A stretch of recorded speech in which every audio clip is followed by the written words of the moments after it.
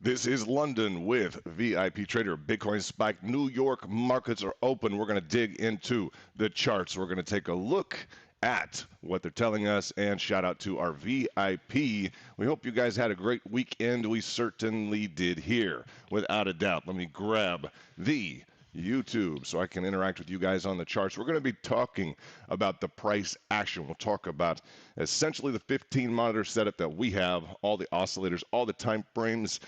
And yes, you guys know London with VIP Trader, Bitcoin Spike, former hedge fund owner, private, non-SEC, not financial advice. And I want to shout out especially to our VIP. Hope you guys are doing well. And in terms of the details, a little bit of a pullback beyond this level of resistance. The exact, again, guys, I always recommend that you view this on a big screen TV so that you can see what I'm actually interacting with here. I can flip around and focus on some primary charts here, but it's better if you guys are set up with a big screen TV so we can talk about, for instance, the 4-hourly Bollinger Band on Bitcoin. By the way, we'll be talking about Bitcoin. If you're new to the channel, that's okay, guys. Welcome. And I'll shout out in the chats and just say good morning to you guys. The big ticket item is going to be CPI. You guys know CPI is incoming. It's going to be a big deal. That's tomorrow, USA time. And let's see what we got. Good morning here. The biggest level that bulls have failed overnight would be the 20 moving average on the 4-hourly. The 4-hourly was being held. We'll talk about what rolled over, right? The discussion that's in play in terms of the expansion patterning. Rough expansion here as we were to look at the expansion. If you guys will look on your minute time frame, and VIP have a copy of this in the back, that 1 minute time frame is a big deal. I'll put this chart in the back for the VIP so that you guys have this immediately in the back for the VIP. Hope you're doing well. But yes, the expansion pattern, we're talking about the broadening wedge, right? That expanding, broadening wedge. They're difficult patterns to trade on breakout. You guys know that. Always better to pick it up along a level of support if you look into the specifics on the hourly time frame, right? On the hourly time frame, we've hit very well down into that level of support. Had some volatility to the upside. And let's may swing around and show you guys just some zoomed in charts for a moment. I always want to check in with my system here and see if there's anything that we might be missing. 30-minute time frame, Bitcoin, 30-minute time frame is relevant. You guys know is highly relevant right now. I would just say, guys, it's a relevant time frame right now. The daily is relevant to the extent that we are just huddled up along and on top of the 200 moving average, just so that you all know the 200 moving average is a big level on the daily. We'll clear the technicals and I'll get back over and show you guys some zoomed in charts after we go through some specifics. You guys can make some notes or just kind of mental notes if you choose. And shout out to the VIP. It was a good trade weekend. A little bit aggressive to the downside. However, we were prepared. You guys know, don't get wrecked. That's kind of the mantra, isn't it? In terms of lower prices, always be prepared for them. Unexpected turns of volatility. The biggest challenge, and you guys know this, the biggest challenge isn't that the price will move in a specific direction. That's not the biggest challenge. You guys know that. It's honestly that you won't be plugged into the price when it moves in that direction. That you honestly won't be plugged into the market when it moves. It's not that you're going to trade it incorrectly, most likely. No, the biggest challenge to you as traders is that you won't be right there when it moves. And that's the number one thing that we see with our traders, with other traders, and you guys know this. It's like the biggest challenge literally is that you may be not plugged into the markets. You guys know this, right? So in terms of the details that we always discuss, in terms of setting up the alerts, right? Phone call. Call Hook Pro. Set a trend line alert. Easy stuff. If you have to step away, set a trend line alert. Let it call you and notify you that it's moving. Set up those alerts on fire and ice, without a doubt, guys. So 30-minute Relevance on 30-minute is going to be your MACD. Does not look healthy on your 30-minute. It's due for a turn in the ball game. You guys know that. Looks like it needs to turn up. I'd say the most difficult MACD has been the 4-hourly, which has looked so strong. Which has looked really strong. You guys know that, along with the 8-hourly. It's like that 4-hourly just has to interject and provide some bad information. You guys know that. That's just the way that the 4-hourly kind of works. So caution on that. We've been a little bit, I just say, we had uniformity in the majority of MACD looking to the downside. And I would just say, when you have that uniformity, just pay attention to such, right? Taking a look at let's look into the Bollinger Bands real quickly. It looks like there was a healthy rejection right along, just barely up and over that specific 20 moving average. If you'll look at the specific candle work, look at the candles on your 20 moving average on your Bollinger. And good morning, guys. Hope you're doing well.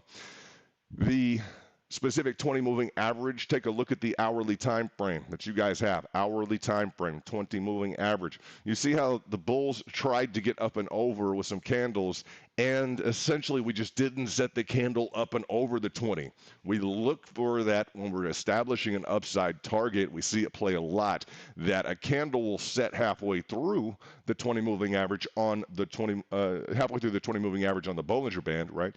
But it won't conquer, it won't set above, clearly above, meaning the bottom of the next candle is up and over the 20 moving average, by which we would have an expectation, a clearer, more clearly designated expectation of a specific target to the upside. So look at your hourly. Take a look at your hourly. Very important, as you will see the candles here recently in the last number of hours. What is this? Back through, what is that? Right at about midnight, just after midnight, challenging up and through that 20 moving average. The candle literally setting barely up and over with the full body just straddling the 20 moving average, but the bulls failing to maintain price above that 20 moving average with a clear set of the next candle and maintaining price to have a clear candle completely set over that 20. That's what we look to as a real clear defining signal that, yep, bulls are there. It's just a clear message as well to all the traders who are on the 20, trading, let's say, on the hourly, rather, trading on the hourly, looking at the 20 and looking for that upside target. So just imagine you've got a 20 moving average and either a bit of confusion for the traders, or you've got this clean candle set up and above, with the bottom of the candle, the base of the candle, clearly up above that 20 moving average. That's when the market starts to really look, and the participants are looking at the upside target and saying, yes, we have conquered. Clearly, we've conquered. Not frustrated along the 20 moving average, but we're up and over that specific 20 moving average. You guys got that, right? The clearer the signal is to you that we're up and over the 20, the clearer the signal is to everybody in the market that we're up and over the 20. You guys got that right. So very well discussed in terms of that. Now, for those of you on a big screen TV, I take it that you can see. Let's see this on the and I want to congratulate those of you who are testing and trading on the new ZPAC Capital line. That Capital line is a nice endeavor that we have pulled into the equation. Shout out to JMac. Appreciate the charts in the back. Shout out to Chris. Appreciate the charts in the back. Hope everything's well in the land down under. Guys, we've had some good talks, some good streams. You guys need to know this. One of the audio I replayed. This is for VIP. Check it out, guys. I replayed one of the streams, and the audio was just absolutely catastrophic. And what I took from it is like, wow, huh? VIP really, or maybe YouTube just doesn't want anyone to listen to this.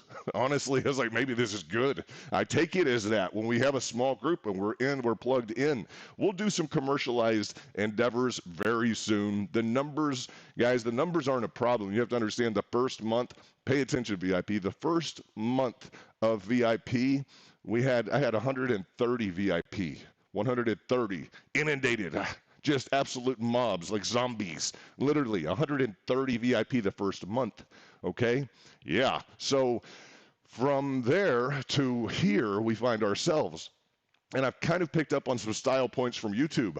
Okay, I picked up on some style points from YouTube. I'm like, I don't think that they want people to know what's being talked about right here. So it's interesting. I'll just say it's interesting. And YouTube, if there's a review board, maybe there's a review cat, or I just say maybe there's some guy there with a job in terms of he's part of the review committee.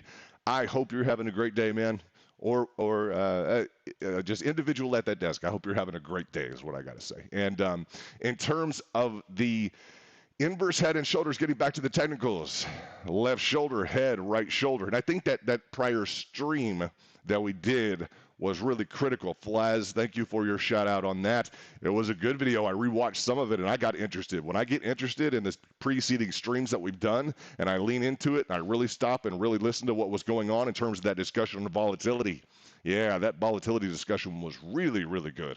Really enjoyed that. Now, we had an inverse head and shoulders. You guys know that. You see the left shoulder, you see the head, you see the right shoulder. Now, it was kind of a power move. We were ready for it. In the back, we traded it. Boom, to the upside with a repeat flat bottom support, ascending line of resistance. Flat bottom support, ascending line of resistance. Now what happened? Well, you would say, well, it didn't trade. It traded. Okay, both the flat bottom support ascending, which was a repeat pattern here, right? That repeat pattern, the flat bottom support ascending, the flat bottom support ascending. Again, guys, on a big screen TV would really be good for you guys. You can also, I think, click in and zoom in if you choose to on your player.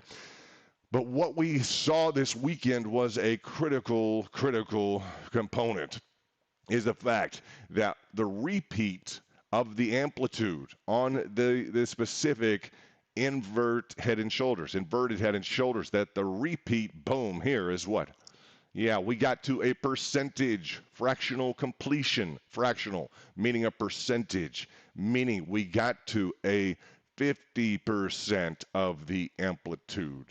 Yes, we frequently talk about fractional completion. Fractional completion is what? When I say a fraction, I mean 1/2, 1/3. I mean, guys, any fraction, 1/5, 1/6, 1/7, 1/8. Those are all fractions, okay? If you didn't like math, that's a fraction. 1/2. That's 1/2, right? That's a fraction of the whole. The 1 is a fraction of the whole being considered, right? The 2. So when we see a 1/2, that's 1/2, right? So we have the 50% completion, which is fractional because it's not a full 100% completion, right? And we look at fractional completions and the probabilities that are included, okay, in Bulkowski's work and some other notions of probabilities, whether they be calculated or not. But particularly with Bulkowski looking at a 50% completion as a fractional target area that the market respects very well. Yes. That the market participants, based on 40 plus years of empirical data in the markets, yes, that the market participants are looking at, and there's a higher probability of reaching the 50% target. While you think, well, it failed. It just failed. It got to the 50% level. 50% of the amplitude was repeated. Yes. So it achieved in line with the highest probabilities for the pattern. Yes, it performed in line with the highest probabilities for the pattern. Okay? Did it achieve the 100% amplitude? No. Is that classified as a failure? Depends how you're trading it. If you decide, I say frequently, and I may have a sip of coffee in 1 second, but if you decide that I'm only going to participate in the maximum probabilities, let's say the maximum probability patterns and in the maximum probability moves in those patterns, what does that mean? That means, well, you've looked at your probability charts and you've said, I know, let's say, for instance, that there's on a expansion pattern. Well, there's an 82% chance of getting to the top of the pattern. 82%. You may decide, okay, expansions, they have a 72%, listen up, a 72% chance of going to the upside. And if they don't bust, they have an 80 some odd percent chance of getting to the pattern top. That's all I want to trade. I don't want to trade to the upside. I don't want to trade and get caught up in a whipsaw moment or et cetera. So if you find a 5, 10, or 15% differential, right? A 5% probability differential on getting from the 50% to the 100%, you start to pay attention, right? Because those are your profits. It's like, hold on. So there's a 10% advantage to me, or what if a 15% advantage to me if I exit at the 50% mark? Okay. Now you may decide to get involved in the micro patterning and more aggressively evaluate the determination thereof, and just being prepared. Just be prepared for an exit at the 50%, right? You may say, well, we've reached the 50, which we were plugged in the back. We knew we had reached it. And good morning, guys. Hope we're already having a great week. But as we look at the 50%, when we reach it, we know we hit the maximum probability for the pattern. That's it. You will not hear this. Guys, you won't hear this anywhere. It's good stuff, right? The maximum probability of the pattern is the 50% completion. So when you arrive at that and you are in the profits, you know that you are about to dance with a higher level of risk. Okay? You're gonna dance with the higher level of risk, and it's gonna say to you, okay, great. I just paid you to the maximum probability move of the pattern. The amplitude, not yet to the 100, the full amplitude move to the 50%. I just gave you 50%, 50% of the amplitude move. All right? Just halfway completed your pattern. All right? That's a recognized level. When you do your Fibonacci trend-based extensions, what a mouthful. Who wants to do a Fibonacci trend-based extension? I don't. It doesn't sound like anything interesting I'd want to do unless it'll tell me when I get to that 50%. I can click 3 buttons, and I can know when I get to the 50%. And I can watch it on my screen and say, yep, we're at the 50%. This is the highest level of probability that there is in terms of pattern completion. Well, at least you know that you have a decision to make in line with the highest probabilities of the performance of the pattern, right? You got it. So it sounds complicated. We have the Fibonacci trend-based extensions. Mouthful, right? They call it a risk tool. We'll call it a risk tool. You guys want to pick it up. Look on your own specific trading view. Look to the left. Go not on the crosshair on the top left. Go under the crosshair. You see the trend line, right? Go under the trend line, okay?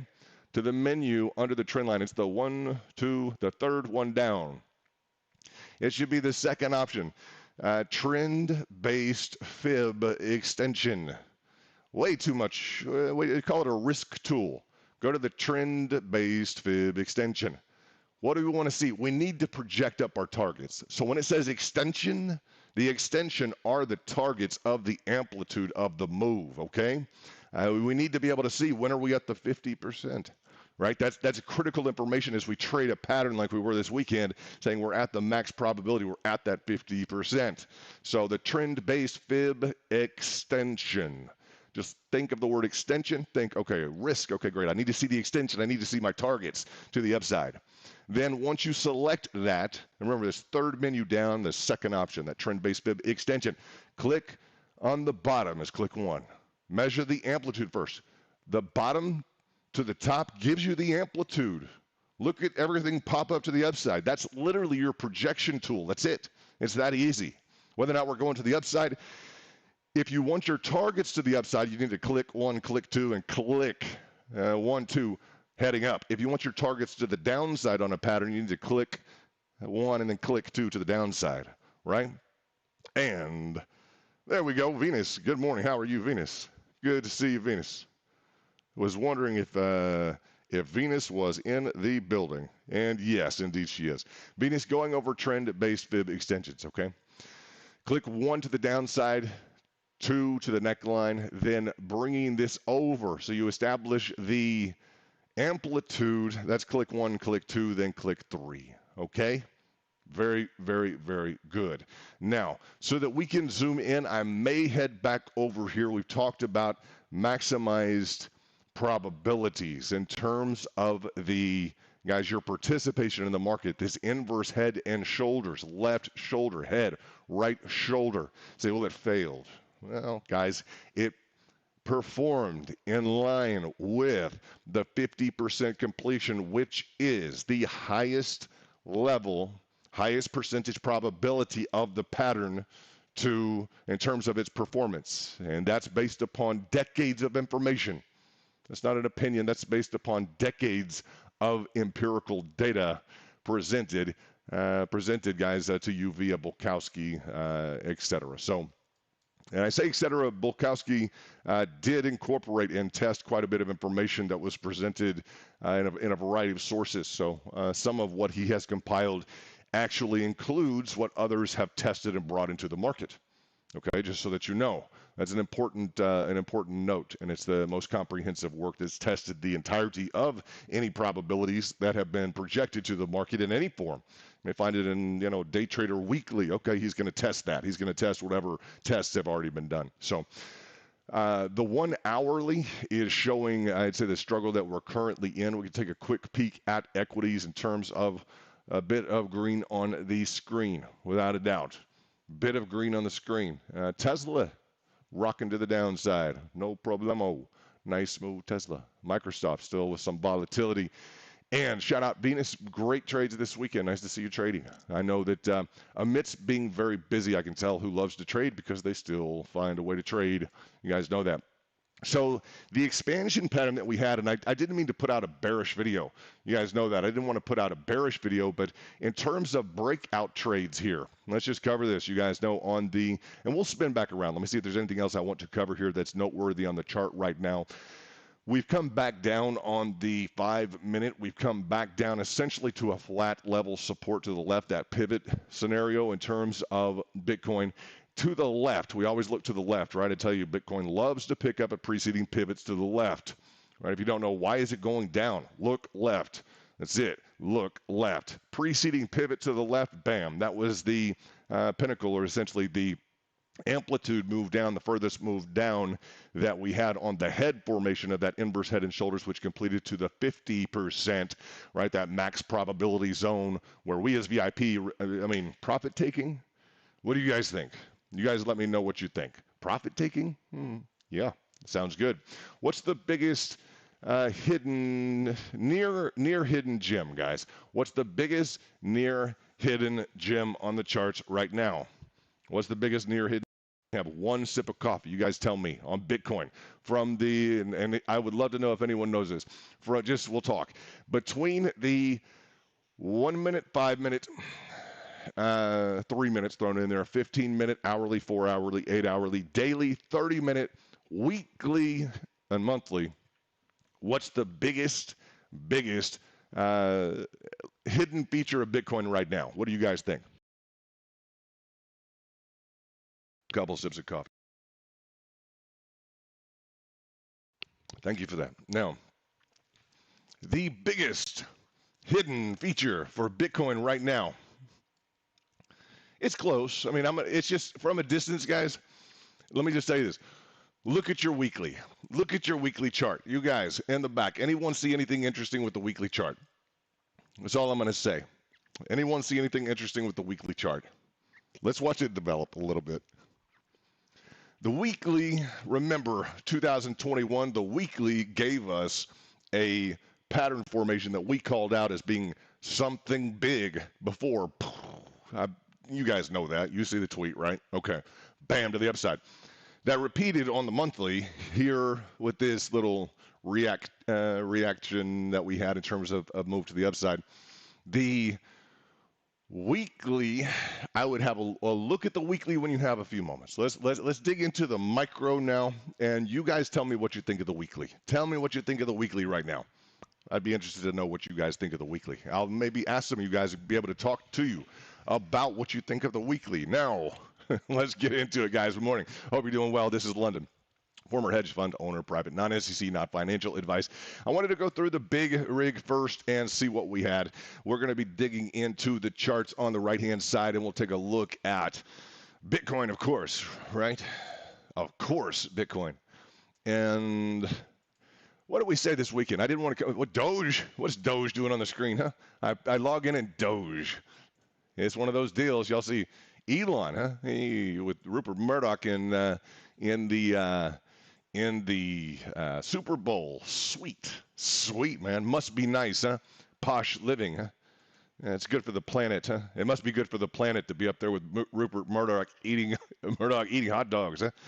As we'll take it, huh? We like the cars and the rockets are nice, huh? But yeah. I don't think the Super Bowl is very good for the planet, Elon. Just might as well call a spade, huh? Anyway, just be that guy, huh? Yeah, just be that guy this morning. That's completely VIP, huh? Yeah, whatever, Elon. I don't think that the Super Bowl is good for the environment. Do you guys really think? That's probably not me. Anyway, it's always good to throw that sword the other direction sometimes. Just make sure you can still use it to the extent that you need. Let's look at Bitcoin. And I rarely criticize people over the environment, but I appreciate efforts in that direction. Believe it or not, I really appreciate efforts in that direction. Now, what I cautioned about this weekend was the following. I cautioned about an entry here. I just did. Now, these can be tricky. They can be trappy, okay? And for people who just load up with a blind indifference to big upside targets here, these can really be deadly. They just can. And sometimes a lot more quickly than, as you would look at an expansion here, sometimes they could be a little bit more deadly more quickly than this one was, okay? Now, to describe this pattern, a continuation, a reversal, New York Institute of Finance typically will put all patterns in a continuation or a reversal category. You guys know that. New York Institute of Finance does not specialize in this type of an expansion pattern. They don't, guys. You know that. So looking at the likelihood of a throwback here, and this is what we would call is this specific move up and out with a throwback, boom. It's very common. If you trade these frequently, you know that it does not always take a day and 16 hours to get this throwback to preceding level of resistance. It just doesn't, right? So we see that move a lot more quickly. And I would just say that in line with that inverse head and shoulders, we can take a little look at it. And shout out to the VIP. Good morning, guys. Hope you're all doing well. Hope you're doing very well. Trying a new setup with these spun around 15 monitors, and we will get into the groove with all of that and see how things are how they're working out, how they're doing. In terms of inverse head and shoulder completion up a portion thereof 50% of the amplitude, okay, max probability level instead of boom, the full completion to the upside. Okay, so a bit of a struggle. However, we're still in line with that amplitude 50% max probability on that move, which we're always cognizant of in the back. I'm on the 5-minute going to the 15-minute time frame. When I was talking about the preceding pickup, let's go to that 5-minute preceding pickup, and we're always looking at different time frames because on the 15-minute that we were just on, we wouldn't see, bam, on the 5-minute, this flat bottom support. That is a preceding pivot equivalent pickup at this level. Bitcoin loves to pick up at the preceding pivot. You guys know if you want to trade Bitcoin, it's not that complicated. Focus on the preceding pivot. Focus on the preceding pivot. What you have in this zone, you had another nice pivot move to the upside. A bit of frustration in terms of where exactly she wanted to pick up. This zone here, mid-level hitch, if you see the mid-level hitch in here, did the trick. Be prepared to be thrown around a bit in the process of looking left and entering. As always, guys, it's not an exact science. If we were to measure the exact amount that we were off on that look to the left, let's just measure and see. Yeah, it was an additional $15 that she could have moved down once or twice to match up the preceding pivot to the left. So I frequently mention that in terms of Bitcoin and how she likes to operate. If you're long and only long, and you're looking at your position, and it's just one unit, let's say unidirectional, and you're not considering your pickup levels at the prior pivot, at the prior pivot below, and you're not prepared to enter on the prior pivot below and grab an opportunity at a lower cost, I just say that is going to be potentially problematic. You let me know how that works out. If you're just going to solo look for the skies. And let me see what we have here. Good question, Venus, 77-minute. Very good question. 77-minute, not something I focus on now. It has migrated just to the back, primarily to the back, and I don't mind that in terms of that just being kind of a VIP thing in the back. But Venus brought it up, so yeah, what we look at on the 77-minute is just any kind of a bit of an extra hint in the market, to tell you the truth, not to fully just we used to talk about it a lot live. Now it just kind of resides in the back where we like it, but there's no problem talking about it. It's provided a lot of insight through the years for us guys. The 77-minute will show you a pattern hidden there or not, that you can dial into. It just does. It has that ability, and not all the time, but if there's a hidden pattern somewhere, it'll show you. It'll have a good chance of showing you maybe what you're missing in the market. So always look at. Was really plugged in on the weekend. There we go. What did Venus? That's so nice. And I have this up here. Very nice. She says, traded well because of all the TA you posted in the back. VIP was really plugged in this weekend. Very nice.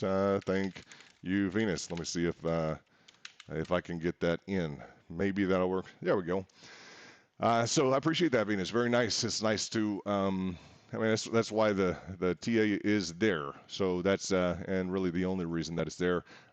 We don't miss much in the back in terms of pattern recognition, identification. I'm glad that you brought that up, Venus, because looking at what's required to trade, you can have the indicators, you can have the your entries and your exits, you can have your shorts and your longs, you can have your momentum, you can have RSI, you can have fire and ice, our special indicator, and you can have ZPAC, anything else that you can throw at the map, you can have. And what's the issue? If you're driving blind, right? It's like driving blind, literally. You guys know. It's like you have to know the structure of the patterns in play. You just have to, right? You have to know the structure of the patterns in play. And if you don't, you're going to be at a huge disadvantage. You can still look at your ZPAC for an entry, your capital line. You can still look at that for an entry. You're just going to be at a huge advantage if you know your pattern dynamics. Without a doubt, looking at this specific move here, what a testament to the notion from Bulkowski. If you guys look at this, what a testament to the notion from Bulkowski that you would want to pick up on the breakdown. Look at this, guys, on the breakdown of any specific expansion like this. Yes, that you would want to pick up at the breakdown of this level of support. It certainly did push the traders around, and then what? Up and out and over, busted pattern, boom, to the downside. You know that these are tricky areas. We trade enough of them. We know that, right? So very important, guys. Very important. We're toying with the notion of a head and shoulders in this direction as well, and you guys know that. We're at such a sharp angle on the right shoulder. It's just not really wanting to give it to us with that specific call-out feature, and if we drag it down to here, we've got a clearer feature. So you're going to have to stretch the shoulder out to a really shallow left shoulder. We prefer symmetry in our head and shoulders, okay? So we would prefer that left shoulder to look more in line with that right shoulder. Even really prefer to look just like three pyramids, just boom, bam, bam, bam. Nice and symmetrical across the way. The more angled and slanted You guys know when shoulders start to like really disappear, like on the left, it's barely there. That just invalidates the entirety of it. It kind of it's too defective, guys. So we start to just not pay attention to it. This one's on the map, as was, and I want you to pay attention, was it the 4 hourly? Pay attention, please, to what I'm about to say, and this is a good statement for the morning. When the market provides you with a literal textbook approach on the 4 hourly, a textbook approach. Pay attention, guys. When the market provides you with a textbook pattern, okay, you need to pay attention. See what the market is doing. Sometimes it will be nothing. Sometimes it will be, okay, well, that really wasn't any kind of a key signal to the market. But when we see like a technically conformant head and shoulders like this, please pay attention. When we see a technically conformant head and shoulders like this, left shoulder, head, right shoulder, when you see a perfect head and shoulders like this, that literally looks like it was ripped out of a page in the New York finance book and put onto your screen. When you see that, just be on alert. Be on alert. Sometimes we'll see these nested, let's say, up in the very top of a consolidation on a specific time frame, on a different time frame, let's say, for instance, and it will just spell bear, right? It'll just spell reversal. It'll send a signal to the market, and all the traders are looking at it like, well, that's the clearest head and shoulders we've seen in the last 3 months on Bitcoin or anything else. So when they're included, when they're this clear, just pay attention. Is it necessarily the end? It's kind of a mid-level. And this is an interesting one because I just say this is an interesting one to evaluate. Let's evaluate it a bit here because as we are up and over, pay attention. This is some good stuff. If you guys will listen to it, it's not just me wanting to talk this morning. I promise. Pay attention to your perfectly constructed patterns. We'll do it with a bull flag, right? We also pay attention to a bull flag if it's really compressed. Some real compressed bull flags will want to, bam, launch. Pay attention to a perfectly constructed head and shoulders. It has the attention. It's like on the Bollinger Band, right? On the Bollinger Band. It's the same as on the hourly. And VIP, this is good stuff. Hope you guys are doing well. We had a good weekend. Same thing on the Bollinger Band. When I get into a specific Bollinger Band discussion and we're just talking about over the 20 or under the 20, are we over or under that 20 moving average? Looking at the candles set here, well, that's not much of a signal. It's like the candles went right through the 20 on the 1 hourly, right? What's the message to the traders? It's like, well, the candle went through the 20 moving average. But what didn't happen? Well, Bitcoin did not like set a candle like perfectly over. Yeah. I mean, Bitcoin could have set like a candle like perfectly over the 20 moving average. Yeah, you say, well, I mean, that'd be something that we couldn't miss, right? I mean, that'd be something that we definitely all would have paid attention to. Clearly set up and over the 20 moving average.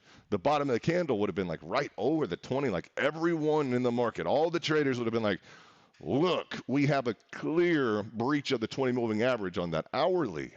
It grabs people's attention, right? It wakes people up to it's like an advertisement for the trade, right?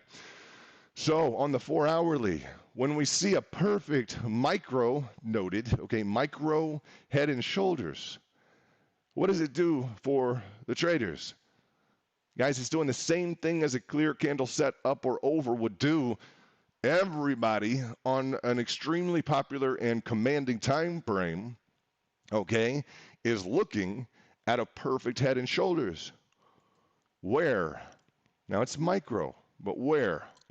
On the specific, if we go to the daily, okay? On the daily, taking the level of resistance carried down to the level of support. On this line. Now, as we just looked at the hourly, as we just evaluated the clear signal to the market or not, Okay? As you assess the technicals here and you see that clear of a head and shoulders, right, and that's a reversal pattern. It's micro, but pay attention to it. As you see a clear reversal pattern to the downside, right along the key structural feature for price action to the upside, what do you take from that? You guys as traders, what do you take from that? It's a, hey, how you doing? Bulls, how are you doing, bulls? You're along this specific attempt at it to capture the Elliott wave patterning. You guys got that, right? The Elliott wave structure. We would say a channel, just a 1, 2, 3, 4, and we'd like to see a 5. Okay, so we'll immediately start to delve into the discussion of, well, we would expect this a 1, 2, 3, 4. We would expect a 5, technically speaking, right? And in the context thereof, though, we have a bit of a. This would be the discussion that we've already engaged in. Taking a look at, if somehow the bulls wanted to proceed at this lower level. Now, that wouldn't necessarily, I'm going to say necessarily be required. Is there, a split in the authorities? People say, is there a split in the authorities or the probabilities in terms of where this would go?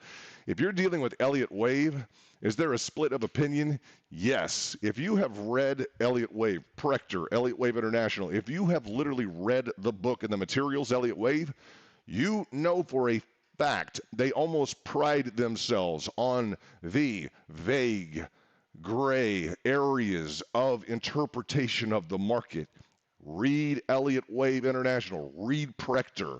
These hard and fast rules that everyone wants to point to and say, no, I know the chart. I'll tell you, most of the time those guys wind up losing in the market. I know because we see them. And they'll be like, no, this is a 1, 2, 3, 4, 5. Like, you got to back off Elliott Wave a little bit. And if you take that as an insult or otherwise, read Prechter's book, Elliott Wave International, formerly published with the Library of Congress. Read it. They pride themselves on this vague, nebulous, and literally, guys, they almost celebrate it. That's one of the vague, things that would leave itself up for interpretation of the market for the gosh, we want the hard and fast rules, don't we? We do.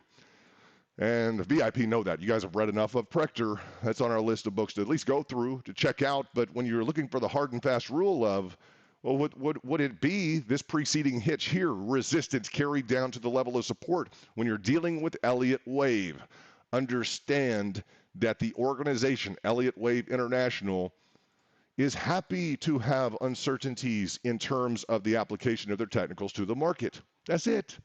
One reason why we don't always focus on Elliott Wave International or Elliott Wave, they love this nebulous approach to the market. They celebrate it. If you're not in that zone, it's almost, and we can look at it, but they'll tell you if you're not in this state of not knowing, you're really not in the market. Like, man, come on.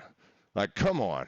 I just want a stronger technical front to proceed in on the market. I just do. It's like we demand that.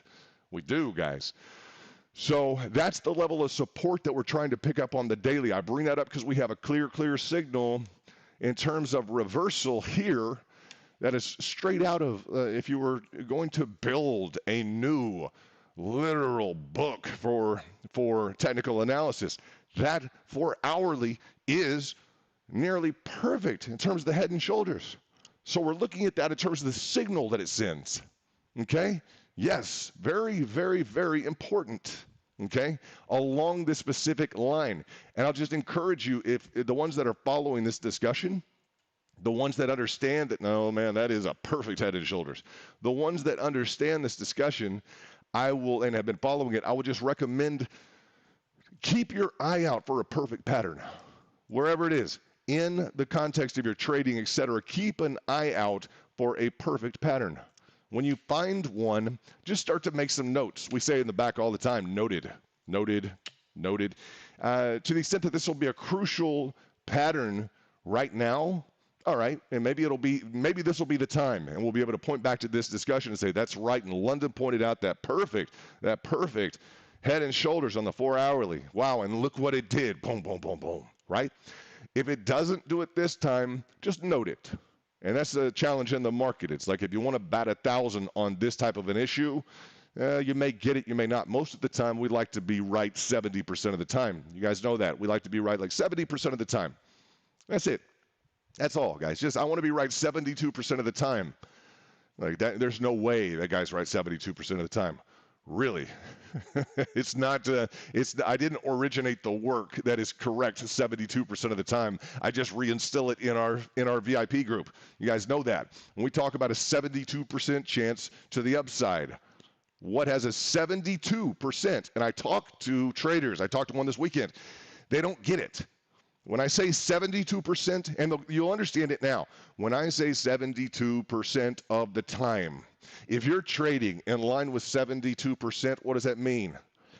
It means you are selling umbrellas on the corner of Fifth Avenue in a rainstorm. Okay? Yes, you are selling umbrellas in the corner of Fifth Avenue in New York, and there is a torrential downpour. And you are in the umbrella sales business, okay? That's what 72% means, okay? It doesn't mean, ooh, okay, that means it's an important pattern to focus on. No, no, no. 72% of the time this goes to the upside, which means you are the equivalent in a 72% pattern of selling umbrellas in Fifth Avenue on New York with a torrential downpour. Cha-ching. Okay? Now you can understand that. Okay? Now, there are some additional patterns which we see less frequently, which may have, I don't know, guys, maybe a different payout ratio, maybe a higher payout ratio, because I know you all love bull flags. Who's going to knock a bull flag in a bull market? But how many big bull flags do you get in the year, guys? Normally you have to hunt a bull flag cross asset. Literally, you guys know you have to start skipping around cross asset, let's say to different coins, different stocks, to participate in the bull flags. So while things are consolidating, and you guys know that in a bull market, and that's the unfortunate truth of it. Like you want macro bull flags. How many you get on each new crypto coin? Like 2. Like do what? You get 2? 1, 2, 3, 4, 5. If you're going to follow Elliott Wave for anything, yeah, okay, you're going to get 2 macro bull flags on an entire bull run cycle for a coin. That's it. But we're mentally polarized into saying, I want a bull flag. No, I'm looking for a bull flag. All year long, all 2 or 3 years long, you're still looking for a bull flag. In a bull market, you're going to get 2 of them. Macro. Whoa. 1, 2, 3, 4, 5. What is the 1, 2, 3? That's your first bull flag. You guys know this without a doubt. So, yes, the popular patterns are there. We don't discount them. But what is more readily available and pays? This. Okay? And all it is volatility. All it is volatility. 72% of the time we get to this point. Okay? Where's the ideal entry from a level of support?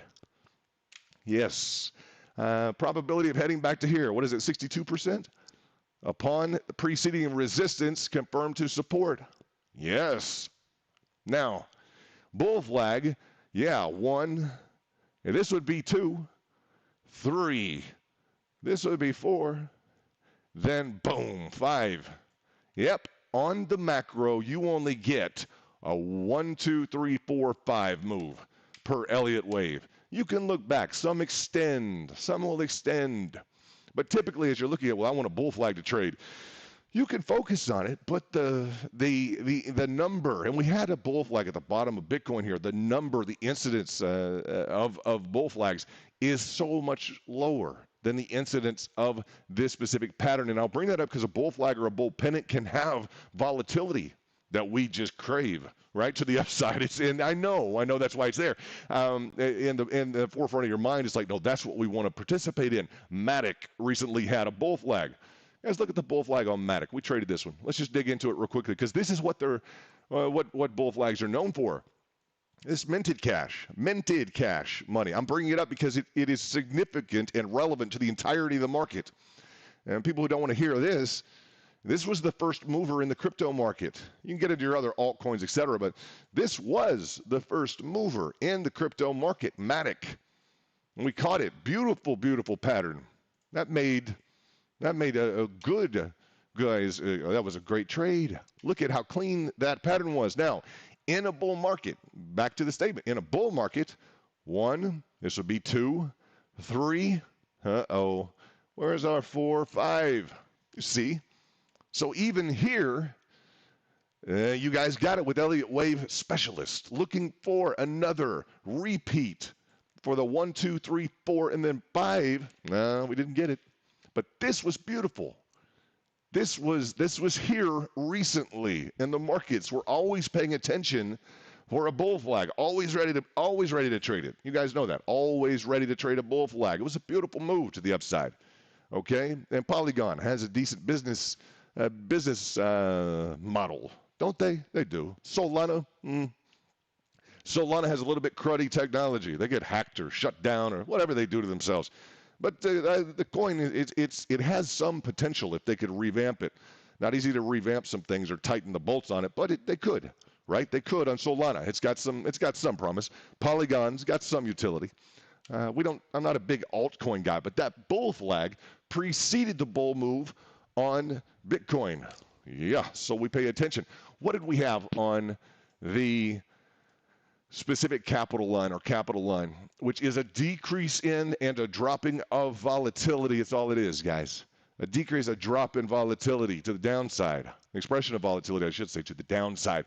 The red on Bitcoin on the daily recently. Boom. Beautifully well done, right? Beautifully well done. Wham. To the downside. I know you guys are trading. Capital line works, right? It's just volatility. It's easy stuff. So as we look at the maximum probability patterns, just a little discussion this morning to reinforce the notion. Now, are these all easy? You better believe it, they're not. What's the trick on this? Again, I always say it's not whether or not you can make money in the market. It's how much. How much money can you make in the market? Because that second part of the question kills traders. It kills them. Because they wake up and they want to triple their account this week. Or today they want to triple their account. Oh, yeah. They want to triple their account today. That guy's going home. You guys know that, huh? The exchange has seen him before. I guarantee you. In terms of our Z-Pack, I'm changing the distance, guys, distance of the live pricings to 85 and 150. 85 and 150. I'll reprogram that in the next update on the Z-Pack. But I want to scoot over. You see how the pricing just scooted over to the right? I'm pushing over at 85 and 150, the pricing distance of the Z pricing, okay? And we're just looking at volatility here. That's all we're doing is looking at volatility in this zone. All right, we have a great stream out there. Audio got corrupted. Not sure how, but the audio got corrupted somehow. That's all right. Looking at the hits in terms of the volatility to the upside. What's consistent about this? You guys know those volatility hits, and we can go through. I don't want to focus on Bollinger Bands. They're just boring. You guys agree a little bit? They're just a little bit boring. Now, I'm sitting here talking about what's not boring, right? The 72% probability of a move to the upside. What does it require of you to participate? And I'm telling you, it's like you are selling umbrellas on Fifth Avenue, yes, in a torrential downpour. Crowded streets, by the way. A surprise potential downpour, crowded streets on Fifth Avenue. You happen to be the guy with 15,000 umbrellas ready to go. Hadn't rained in weeks, okay? So, but that's a 72% pattern. I want you to think that way because you can conceptualize, just understand the analogy, okay? You can understand that, oh, okay, that guy's going to do well. He's going to make money.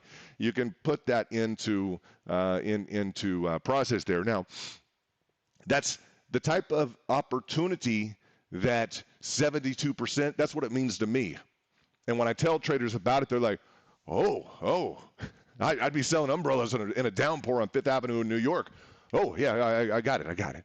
Now, the situation is going to require the following. You better be ready for this to get back to the upside, to the topside resistance. You better be ready, and this is a great discussion here. because we are getting tested. Take a look at this. Tested big time. You better be ready for 28% of these to rock to the downside. 28% of these need to rock to the downside. You may say, "Oh, I can't do that, huh? I got my whole account in this one." Yeah. The market exchanges have never seen that guy coming, huh? That guy's going to pack his bags and go home. I'm going to tell you, you know that, huh?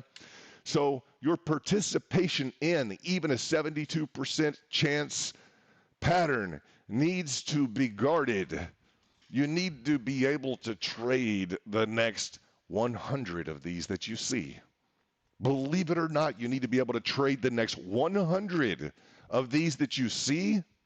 Man, that makes the complete discussion just awful, doesn't it? I know for the guy who wants to just wake up and double his account today, he can't quit it, but he has to wake up and double his account today. He can't think about arranging his capital, and there's an exception here, but he can't think about arranging his capital in a way to where he would be able to, regardless of loss, trade the next 100 of these. Man, can you imagine that?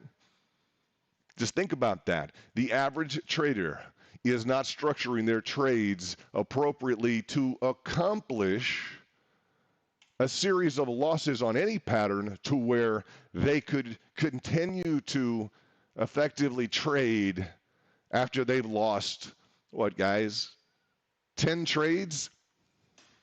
You can't trade like that, guys. Especially if what? Where's the exception on this? Especially if you can't book 4 positive trades. You know, when I talk about a probability approach on a specific pattern with a 28% failure, can you manage 28% failure? And I'll tell you this, if you lose, please pay attention. If you lose 30% of your account, guys, let's say if you lose 10% of your account, if you make 10% back on your next trade, are you even? No, you're not even. You guys know, when you lose, boom, in your account, when you lose, pay attention, you lose in your account, okay? Let's say you drop from $100, just for example, 100 down, we're going to lose 10% down to 90. Oh, man. Don't worry. You think, well, I just need to get out there and make 10%. The battle has begun. I need to make 10% back on my account. You just lost 10%. No. You always need to make back more than what you lost in the account. Yes, devil in the details. You always need to make back more than what you lost in the account. Why is that? Start doing the math. But look at the fact, if you lose 10%, it could be $100, $1,000, $10,000, $100,000, million, guys, 10 million, 100 million, $1 billion. Listen up. If you lose, for purposes of an example, 10% of $100, you're going to 90. Okay, that's 10% of a loss. The trader thinks, well, I just lost 10%. Man, I gotta make that back up. Trader doesn't realize that he's going to have to make more than what he just lost. 10% of 90 only gets him back to $99. Dang it. Now, do the example with larger amounts of cash. Do the example with more than 10%. Ouch, ouch, ouch, ouch, ouch. Oh, you just lost 25% of your whole account. And the trader, the guy who just can't help but wake up and he has to triple his account today, he's not prepared to trade 40 or 50 or 100 of the patterns that he doesn't even know how to trade yet. Okay, listen, guys. He's going to lose 25%. And then he thinks, well, I got to make 25% up. No, you don't. No, you don't. You have to make more every time on an account than what you lost. Okay? Gaining back to where you were is, guys, more difficult. It's just a bigger percentage number. You have less to work with. You've lost already. You have to make back more, a higher percentage than what you lost to get there. It's simple, but we don't think about it. It's the mindset of a trader who gets washed out. That's why I always say heavy cash reserves, because those things you need to trade enough to realize those issues. Like, oh, wait, so if I lose 20% of something, I have to make more than 20% in a trade to get back to where I was. Those are big, small details that everybody leaves out, don't they? Everybody leaves those details out. I want you to have that understanding, guys. And it's not just, oh, I have to put in an extra dollar. On the example I gave with $100, you go to 90, that's 10%. Well, let's make 10% back. Now, I'll give you guys a spreadsheet or something that you can look at. It becomes a little difficult. So it's one of the challenges. It's a nice component of the market. Now, this is a great example of the point that needs to be proven on this pattern. We're not exclusive to this pattern. We're talking about Elliott waves. We're talking about bull flags. We're talking about on the hourly. Let's talk about the biggest threat to freedom. I love saying that, guys. The biggest threat to freedom for the bulls to continue to move to the upside. What is it, guys? It's not the SEC. Maybe Gensler wants to do it, right? You guys need to know Gensler, right? Gensler taught at MIT. What did he teach? Bitcoin and blockchain. You guys know that? Gensler has copies of videos all over YouTube and everywhere of him teaching MIT students about blockchain and Bitcoin. You think he likes blockchain and Bitcoin? Come on, guys. Come on. So, he's probably not the biggest threat to freedom for Bitcoin moving to the upside for the bulls. I like to say that. Now, what is the biggest threat to freedom? Okay, for the bulls to move to the upside. It sounds dramatic. I like it, guys. We like that kind of stuff around here. We got to keep it. Kind of live and exciting. Now, go to the hourly. What we have is an expression of an ascending triangulation. Oh, VIP, know this. Shout out to Luke. Probably he's listening, blowing some stuff up in Canada. What's up, guy? What's up, Luke? We tested the heck out of these. The heck out of them. What is it? It's an ascending triangulation, okay? Slightly ascending, but yes, still ascending level of support. Flat top resistance, near flat top on that hourly. Look at BTC USD and look at BTC USDT. Look at both of them. Now, I have BTC USD. Why? Why do I have BTC USD, guys? Why? Pay attention, VIP. Because if I were to add a symbol, let's say if I were to do the following, and I'll just say the likelihood of a return, first of all, to finish this thought, likelihood of a return to preceding level of resistance, it cannot be underestimated. It can't. We've seen so many returns to flat top resistance or near flat top resistance. There are so many orders at this level. They're just parked here. There is a huge amount of orders and interest at that level. Bottom line, is it going to go there? I'll tell you what. You park your own orders lower in the market, and you can walk around knowing, asking yourself if it's going to pick up all your orders. All right, that's the market. Chinese balloon syndrome could go over Washington, D.C., for all that we know, or over New York and have some interaction with the stock markets, or who knows? Who knows? Chinese balloon syndrome. I have no idea what's going on with the balloons. It's just a balloon. I mean, it's just a balloon. I don't think they're looking at it like that. That's all right. Brand new technology, huh? First time we've ever had these issues. Yeah, that's interesting. So anyway. Let's not digress. In terms of why I look at BTC USD versus BTC USDT, you see the entirety of the price action on Bitcoin? Yes. BTC USD, if you go to your watch list, you click that right-hand menu item here on the top that you'll expand and not expand. You click into that plus sign. Click and plus and put Bitcoin index. Bitcoin BTC index. Where's index? There you go. BTC index. Not it should do with Bitcoin index as well. It'll say Bitcoin all-time history index, and that's going to show you index. It's going to be published by TradingView. Okay. That's only on BTC USD. So when I look at BTC USD and you look at it in the back, it's because I always want available the entirety of the preceding price action. Okay, it's very difficult to find even close to all of the price action on a USDT Tether pair. Okay, so that's why we use that here. And want to shout out, say good morning to you guys. Wanted to stream the open. Looks like what's the market doing? Nasdaq doing well, huh? Leaving crypto in the dust. Risk on. There we go. What's S&P doing? It's doing marginally well, up at 41.19. Nasdaq. There we go. Nasdaq. NDX, Dow Jones. Just looking at some details here, guys. Nasdaq got 0.96. Not bad. Not bad. Just a little bit of green on the screen. Microsoft is interesting, huh? Microsoft trading relatively well. Nice. Nice completion to the upside. Microsoft doing well. I pay attention to Microsoft, have some patterning worked out, but I pay attention to it on the indicators. And when I look at the capital line, there are some assessments that we'll do that we'll look forward as Bitcoin seems to be struggling and kind of left behind and a little bit of green on the risk on, I'd say in the risk on equation, right? We got Solana down 4%. We have ADA down 2.73. Doge down slightly. Matic down 5.55%. Yes, okay. Bitcoin dominance is in an interesting mode right now. If you guys have seen the dominance chart, one of the charts I always like to have up. What else do we have here that's interesting?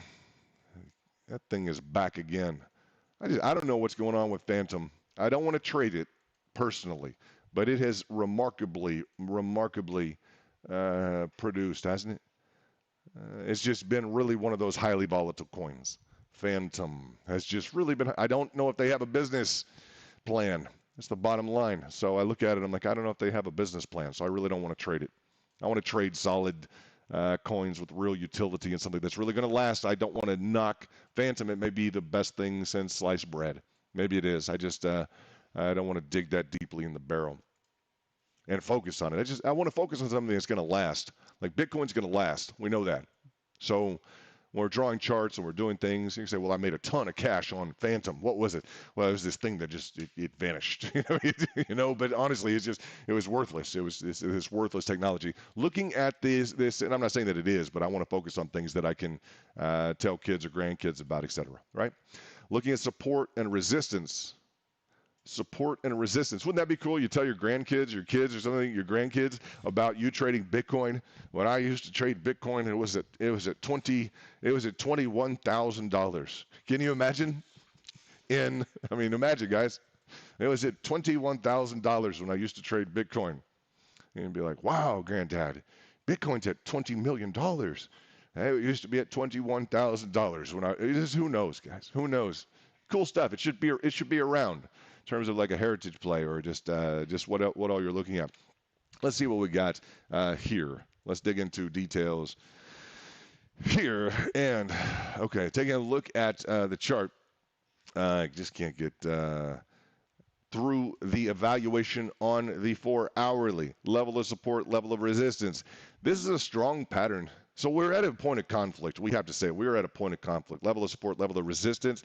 Technically, this is a bullish pattern. And technically, as we're looking at a return to the upside of the preceding level of support, what's the most critical feature of this? The most critical feature, technically speaking, of a return to preceding level of support should be a well-structured market. And it's not me talking, guys. This would be Maxim out of New York Institute of Finance. Would be the level of volume that came into the equation on the breach here. You guys know that. The level of volume that came into play is we would evaluate whether or not we'd get a return to the preceding level of support for a pullback. Whoop. Yeah. The volume, selling volume that came into play here would be a critical component.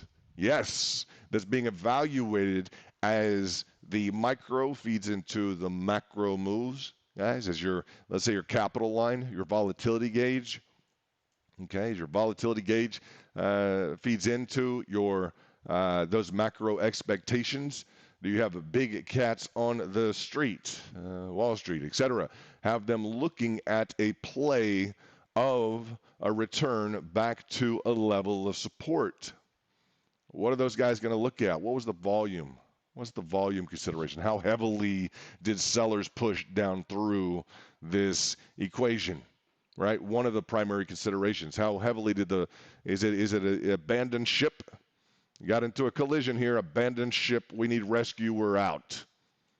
Was it so severe, or is that still being contemplated in terms of volume? What is that, 4 hourly? Not looking too severe to me. It's not looking too severe to me.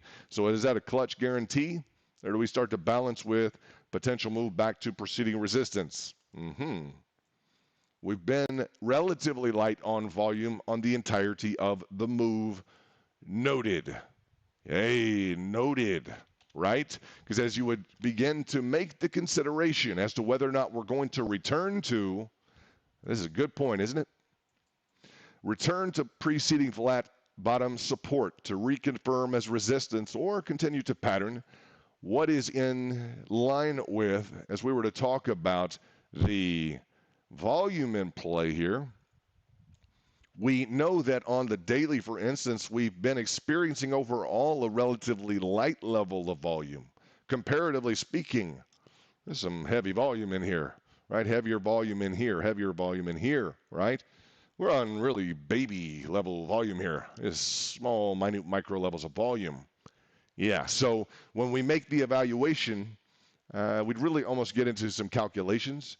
You guys know we really get into some, just some maybe even seasonal, adjusted or otherwise calculations in terms of volume expectations cyclically with Bitcoin. We really start to dig into, but relative to the move up on relative light volume, it seems like light volume, but those are the types of factors that we would begin to consider in addressing this issue of a return here. And we'd say, well, we're not going to get back to the upside without volume. We can blend in and we can get into a foundation support of momentum. I say, well, irrespective of the volume consideration, if that's in a gray area, right? Because we moved up on light volume, now we're going to be assessing a breakdown of the top side patterning, and we're going to be seeing, did the bears just crush it to the downside where there's no expectation? It's like, the bulls would be like, we're not dealing with that, right? There's so much volume here on this cut down to the bottom, this level of support, that it's apparent that the bears have shown up, the sellers have shown up, right? So as we would make the assessment, one of the next fallback provisions is going to be momentum. Okay, if volume's a bit clouded because we kind of went up on light volume, bears kind of touched down through this pattern on light volume. As we assess the pullback scenario to the flat bottom support, we look at, okay, well let's play our next card. All right, our next card out of our hand, momentum. Boom. All right, so then we start to look at momentum. That's on my 15 wide behind, right? So, and we can bring it into here, but we went over that this morning, right? We went over that in terms of a bit of a mixed picture there. So we had a lot of clear, I'd say, confluence, all the stars aligning in terms of a break to the downside. Especially, we were at least looking at a contact back at that 20 moving average. A heads up on our capital line, which is a volatility gauge.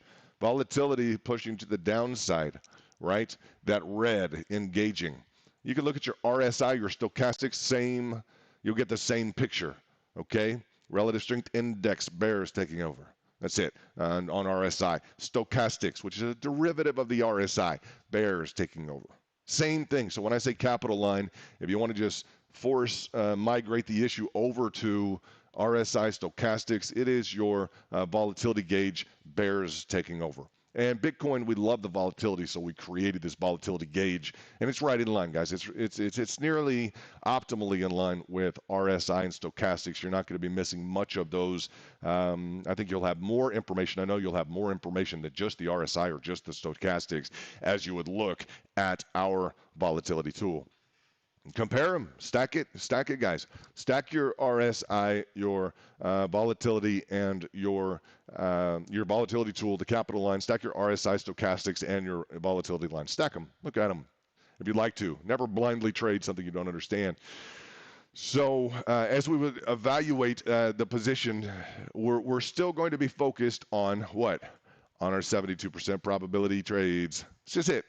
Like a hammer truck, guys. Like selling umbrellas on Fifth Avenue in a torrential downpour.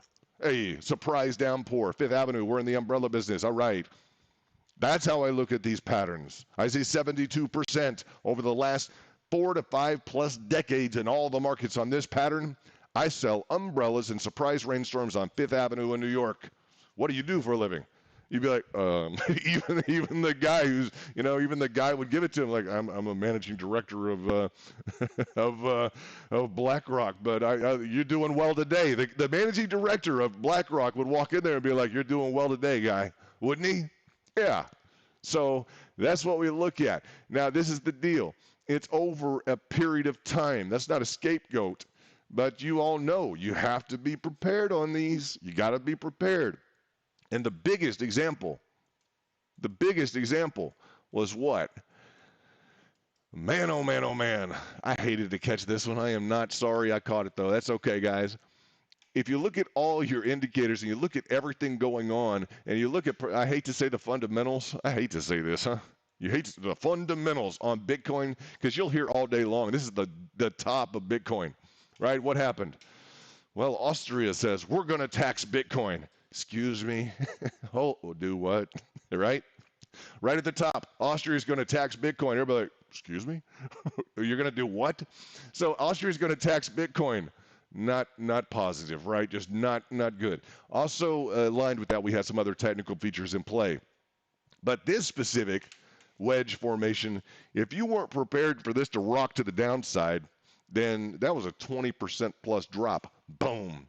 And we call them bells. They can rock either way.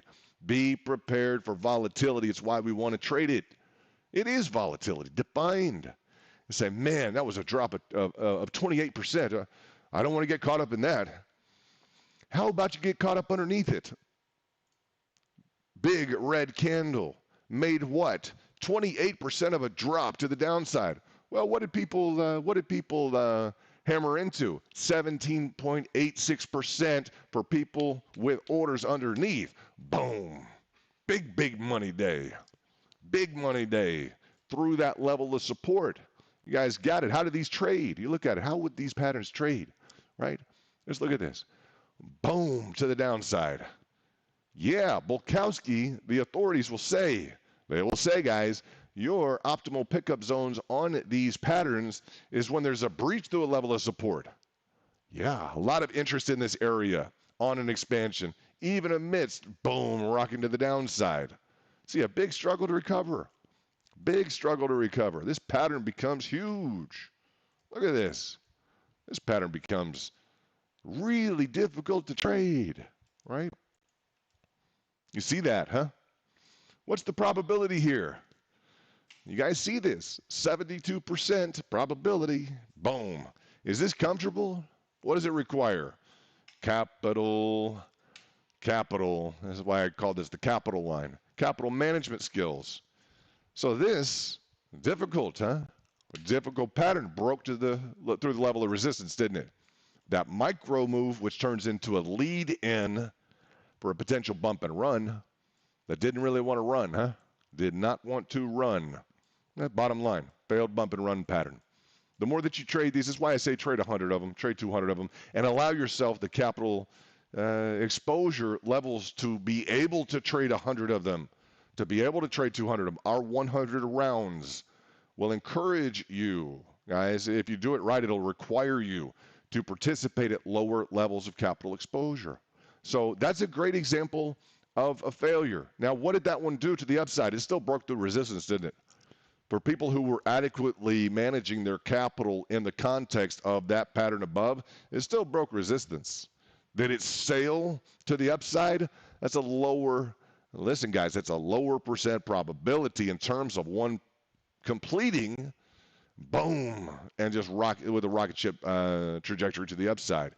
We see a lot of strong performance, but it's a great example of the pattern to bring up that over 40, 50 years, guys, decades and decades, you're going to have 28% of these that fail. So if your whole account is in on this one pattern and you're not able to give yourself a data sample of the, guys, a sample of the data of the numbers that are going to be required to achieve that 72% and to enjoy the 72%, then you're probably wasting your time in trading, or you need to change something about your frame of mind of trading. I say probably. It's based upon our own statistics that we see with traders. Okay? If you can give yourself some room in terms of capital management to enjoy some downside here and realize that this level of resistance at some point wants to get broken. Based on the probabilities, that level of resistance wants to get broken. You say, well, that's difficult. That doesn't make sense because I don't want to break it over here. Really? You don't want to break it over here? Well, man, I don't know what to tell you. If you don't want to break the line of resistance over there, I guarantee you you're also the guy that doesn't want to enter into a long down here. So you probably make no sense to any real trader. If you don't want to break a line of resistance up here, over here, you're probably the same trader that doesn't want to buy in a level of support or a breach of the level of support here, which means what? Honestly, if you don't want to break the level of support over here, that means also that you were unilaterally focused up in this area here on Bitcoin. And you didn't want to buy it where? You didn't want to buy it here, here, or here, or here. You haven't wanted to buy it anywhere lower. Okay? Same principle. I love when that guy pops up, huh? He's just looking at you like, what's your problem, guy? You have to be prepared to operate at lower levels of support. Do you want to catch the drop? Do you want to catch the drop? You got to catch the drop. That's what the whole ball game's about, right? When you see your momentum and your indicators flashing red, do you want to participate in the drop? Yes, right? So yes, we're looking at the ideal pattern to trade. Yes, we'd love to have it break over here. Yeah, and stretch this thing out, right? We'd love to have this stretch out and provide some increased volatility. And where does the fear come in? The fear comes in with not wanting to participate here because it could just go down here, right? Man, guys, fear and greed. I have my own opinions about it, and I've discussed them with some VIP, but when you see fear and greed, the market is about people who are afraid in the market. Huh? Okay, or the market's about the greed. To me, fear and greed is the following. It's about your ability to deal with your fear. And traders don't want to talk about that, but it's about your ability to deal with the fear. Yeah. When you are afraid of something going to the downside, can you participate? And can you manage your fear with some orders below and some heavy reserve capital? It's not so scary then, is it? Don't worry, I have heavy reserve capital. I got a truck full of cash parked. Yeah, loaded up. Bulldozers full of cash loaded up. How do you deal with the fear, huh? Got bulldozers literally loaded with cash ready to deploy at lower levels. Where's the fear? Boom. Now, if you don't have that, what's your equivalent? What's your equivalent? Man, I only got a $5,000 account. Well, make the bulldozer small. Load it up with your $5,000 and keep a bulldozer, a minute bulldozer on standby, a $5,000 level bulldozer. Okay? That's your little mini tractor you got to work with. Yeah, you're gonna be in a position of fear if you're overexposed in the market. Everybody else, what did I say this weekend? Ladders and scales are made for whales. Ladders and scales are made for whales. Laddering, scaling. What is laddering? Different level approach, different targets to the downside. That's me, guys. Ladders and scales are made for whales. You know what that means. Pull up your fib retracement. Just an example. Bam. Scaling in, laddering in, your different rungs on the ladder. For instance, your targets to the downside. Okay? Yeah. ladders, scales. What's scaling? More capital exposure. As we would say, double down. You guys got that right. Doubling down.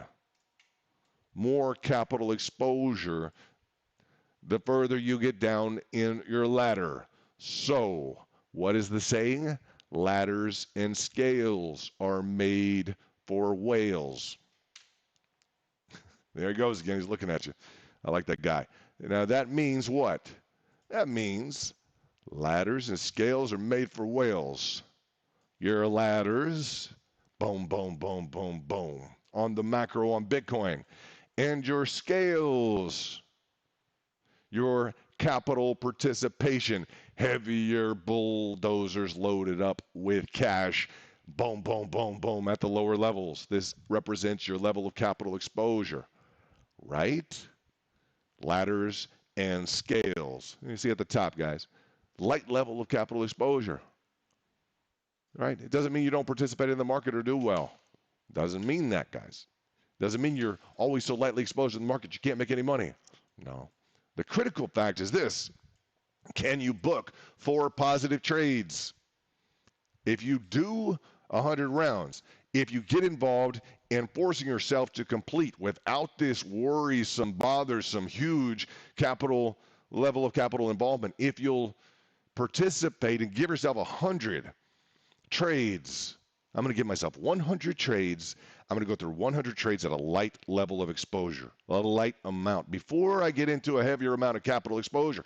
If you will do that and go through just 100 trades, you'll get better, especially if you're paying attention to New York Institute of Finance, to your program materials, your probabilities. If you're focusing in, where's my next 72% probability trade? Well, I got one of them. Say I got 100 trades, that's fine. And then you start to think, well, I'm going to miss something. I'm going to miss the market. No, guys. What have you missed? Well, I missed all of this. Oh, okay. You missed all of that. Okay. So you've missed, it's 32%. But how many of these patterns did we trade up along the way? How many of these patterns, guys, excuse me, did we trade up along the way? We rocked so many of these patterns up along the way. Yeah, how many bull flags, big bull flags do you have up along the way? Nope. Right? So your favorite patterns were missing. These patterns were included. This is just volatility. And we did, for the record. We started off, I brought you guys just with a kind of an update here. Bull flag, boom, to the upside. Right? Little bitty baby bull flag. You guys remember this?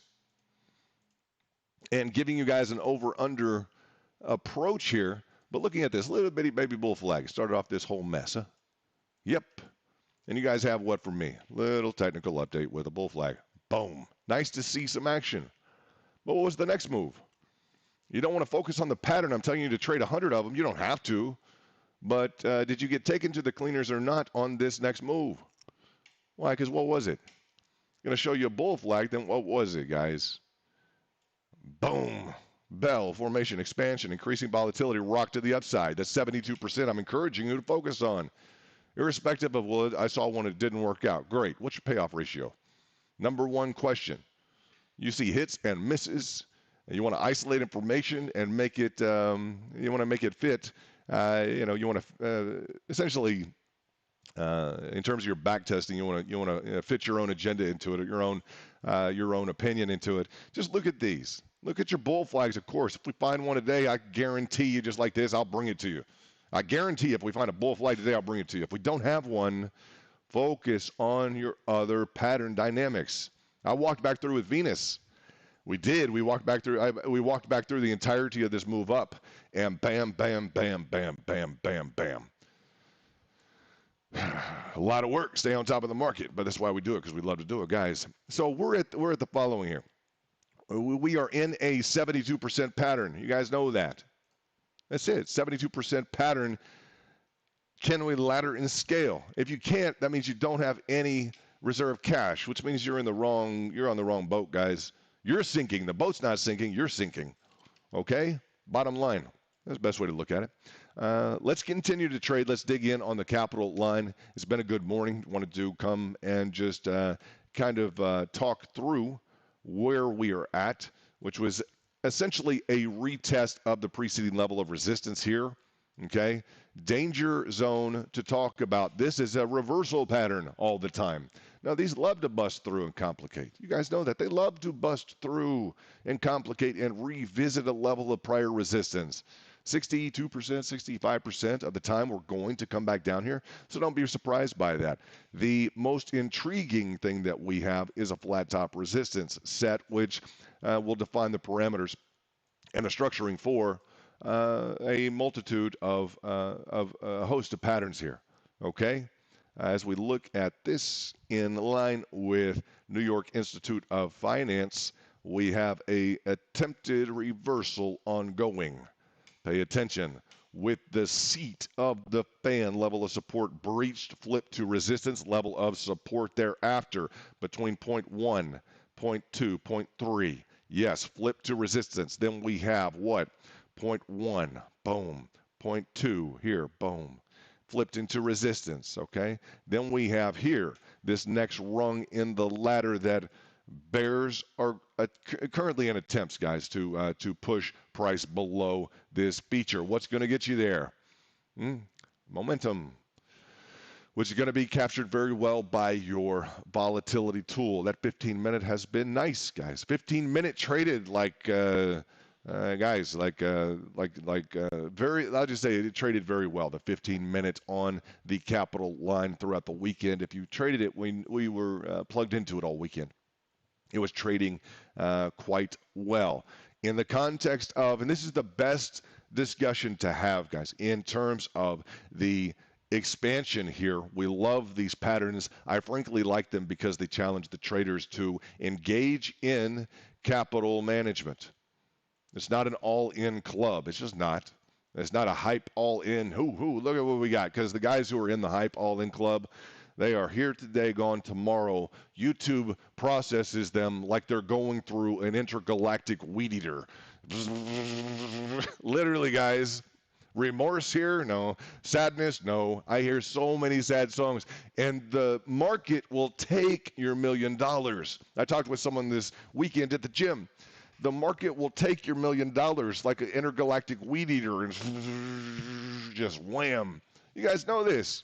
You know this. I see it. It'll take your $1 million extra that you came out with, or your 60 or 80 grand or 100 or 200 grand or your 5 grand or your 500. It'll take it like an intergalactic weed eater. I see it at every level, guys. I see it at $500 million personally in people that deal with me and don't want to deal with the truth of what we're talking about. Capital management. They don't want to deal with it. I see it literally at $500 million personally. Okay? I don't bring that up to outclass myself with you. I bring it up to initiate the discussion and to make it relevant to you that the same problem that you're dealing with right now in terms of capital management, I deal with the guy with the $500 million exposure who still can't see that light of day or that light at the end of the tunnel. Oh, it's called moderation in the markets. I see. So if this whole thing, the question, if this whole thing goes against me on one trade, on one coin, on one investment, on one level of exposure in the market, or one segment, say crypto, or one segment, risk on, risk off, dragon index overseas, Chinese dragon index. I mean, I got all my apples, all my eggs in one basket in the Chinese dragon index.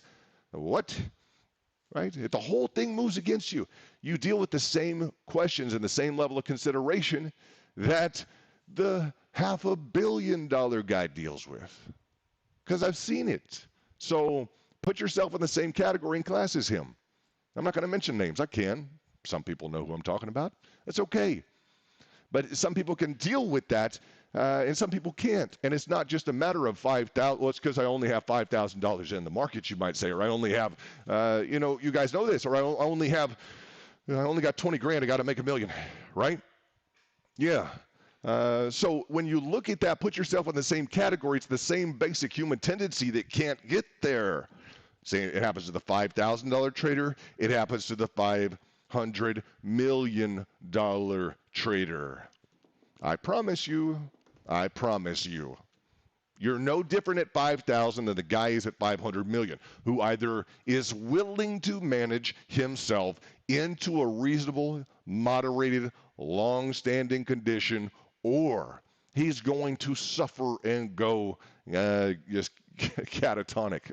What do you say, guys? Nuclearly, like just fused to disaster, right? Just it happens. It's not nice. So, and I just bring that up. It doesn't have to do with your $5,000 in the market, or your 20,000, or $500,000, or your whatever it is, guys, or your 5 million, or I got 50 million. It doesn't have to do with any of that, or I only got 500. It's the same human dynamic that goes on that's difficult to reconcile with. That you need the backup cash. You need.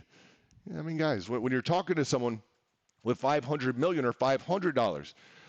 Excuse me, you need 10 times that amount. Okay, so for the 500 million, I'm telling him he needs 5 billion. And then I tell him beyond that you need another 10 times. Oh, okay, so then you need 50 billion. Okay. Understand, it seems like you can't participate. It seems like you just can't participate. But what the guy could pick up on, the $500 billion guy, or the $500 guy, or the $5,000 guy, or the $50,000, or the $500,000, he's probably saying it might go down. Just think. He's not saying, okay, you need this level towards the top. You know, wait, hold on. It's not that you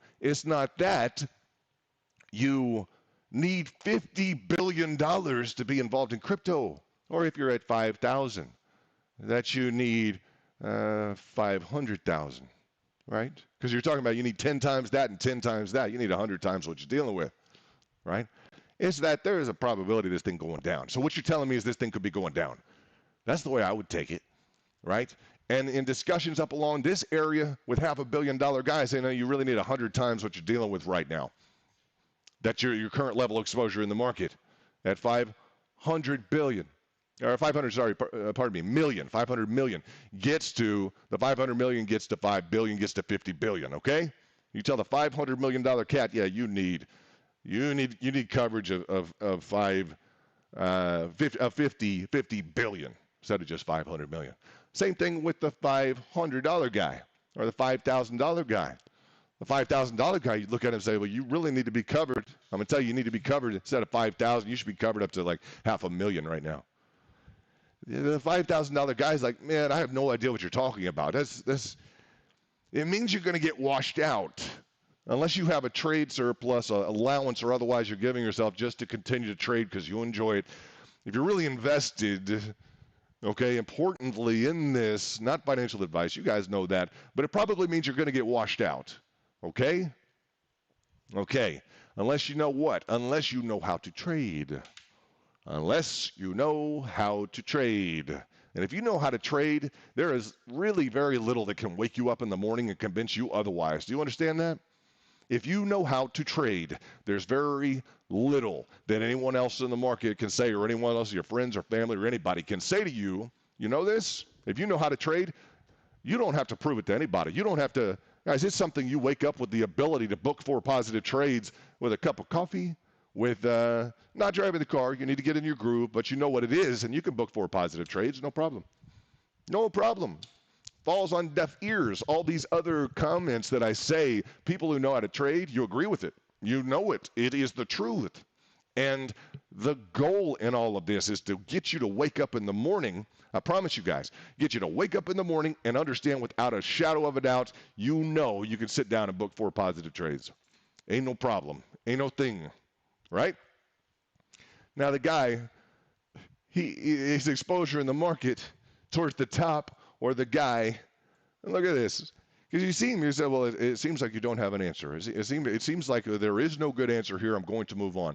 The answer is you. Can you trade this pattern or not? And what are you going to do? Where's the solution? You're saying you can't, all right? Well, London's saying you can't. Yeah. No. Session disconnected. Whoa. You or somebody else just logged into your account from a different device. Whoa. Nice. We just got disconnected. I love that, huh? I probably need to go deal with my programmer. You, huh? My international programmer, I gave him access to the account. That's good. Just cut off, cease and desist from. I need an assist from TradingView. That's pretty cool. So we'll connect back on that. It'll connect. It's already connected. But that's just funny, huh? Nice, huh? Somebody just got caught live, huh? Dealing with my account. Hey, you better be careful, huh? I give some very select few people that I'm involved with programming. If I'm programming with somebody, I've got a team that helps put together Capital Line. Very proficient mathematicians, okay, and coders. What's up? What's going on, J Mac? Nice to see you. Nice to see you. Boom. Boom. Bam. What's going on, J Mac? California in the house. What's up? So the function here is the following. I mean, but as you look at this, and people want the answer, you guys know, next week, next month. Where's the answer? The answer is going to be lower time frames. Going to dictate a lot. That's not bad looking there. Your oscillators are going to be a lot, and if you're just not plugged into your track record is going to speak the biggest volumes in terms of your ability to synthesize the information quickly, effectively. Yeah, your track record. Can you wake up and book trades? If you can, it's just like you don't have to listen to it. I'm telling you, 100 rounds. Don't join the group. If you have to, quit the group. Go do 100 rounds. Go trade 100 patterns. Bam, bam, bam, bam, bam. Trade 20 or 30 patterns. Bam, bam, bam, bam, bam every morning. Trade 20 trades every morning for like 5 or 6 months. Try that. You're going to start telling people how to trade. If you're plugged into the New York Institute of Finance and Bulkowski, Encyclopedia of Chart Patterns, if you're plugged into all that and you're trading 20 patterns every morning, in 6 months to a year, you are gonna be like a bullet out of a gun. Bullseye. Bullseye. Bullseye, guys. There's gunslinging any morning you want to in the market. Try it. Just try it in terms of that. You may get into a lot of micro moves. Yeah, but you'll get to the point a repetition is the key here. If you get into the repetition, I'm just going to encourage you guys to do that who haven't done it. Maybe you listen to it and say, well, I'll get around to that. I'll get around to that. Right now, I'm still looking for the easy answer. I'm still looking for the easy answer here. You are the answer. I promise. Okay? You just are. I'm going to encourage you guys in VIP. JMac is up and Adam, VIP, boom. And JMac, I was talking about earlier on, the first month of business, we had 130 plus VIP. Oh my gosh. Oh my gosh. It's okay. We're commercializing some different components of trading. We'll offer those to the masses. That'll be great. It's nice to see you guys. It's nice to see you guys. We had 130 of guys and girls. Just chaos. Chaos Central. So we'll be commercializing some components of VIP this year. Prepare for that. You guys this is the crew. Yeah, what's up? That's nice. We got that going on. And we just brought in some new components in terms of project lead on this and that and everything. Shout out to Venus. Pleasure to be building with you. That's the truth, huh? I don't just run my mouth. It's she can trade, huh? Good morning. She can trade. Huh? Venus. Boom. Love seeing you guys in the morning. Very, very nice. So we have a micro bull flag, right? Micro bull flag with bears attempting to roll over. We have some nice capital line movement. You guys know, nice capital line movement. Taking a minute to process. There we go. The capital line, huh? The stutter steps along the top. The stutter steps in terms of transition along the bottom. Need for multi-time frame analysis. Never unilaterally relying on the capital line. Being able to take a stop loss hit. Yeah. Chalk it up. Are you doing 100 rounds with the capital line?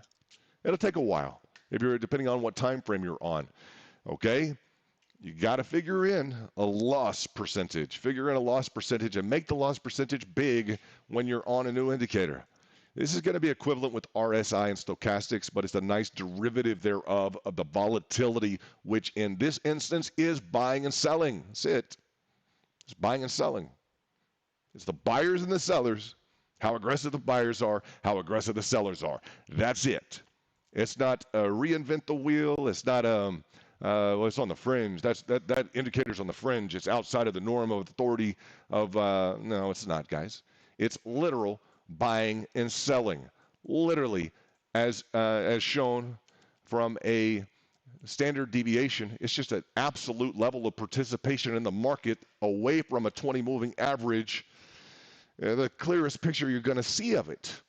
I don't know how to show you a more clear picture of buying and selling that's going on in the market. Upper band, lower band, literal measurements of, guys, the power max to the upside, power max to the downside of candles up and over a 20 moving average. Bottom line, up and over a 20 moving average that's flatlined on your volatility gauge. And this is what gets you is, well, then that's the volatility. The cap line is the average of the volatility, and whether or not bears have engaged and are winning or bulls have engaged and are winning. Okay? Yeah, volatility. Yeah, look at this expression. Boom, boom, boom. That's nice. What is that? That's the expression of the bulls up to a 3 standard deviation. They hit it. They almost hit it again. Look at that. They hit it. They hit it again. They almost, I'll say they hit it again, that 3. That's not your Bollinger. That's your bam, right in at the 3. Literal pattern. A literal pattern expression in terms of to the upside. Bam, they hit it. Look. Boom, boom. They hit it here. Bam, bam. They hit it here. Boom, boom. You see that? They hit it again. Boom, boom. They hit it again. Bam, bam. You see this? 1, 2, 3, 4, 5. Okay? 1. So you guys hit it. Boom. Look at the pivot. Boom. You hit it. Boom. Micro pivot. Careful, right? You hit it again. Boom. Here. Bam. A trade. You hit it again. Boom. Nice pivot here. Bam. What's your payout percentage here? Boom. You hit it again. Bam. Right? Is it perfect? The market's not a perfect place to make money.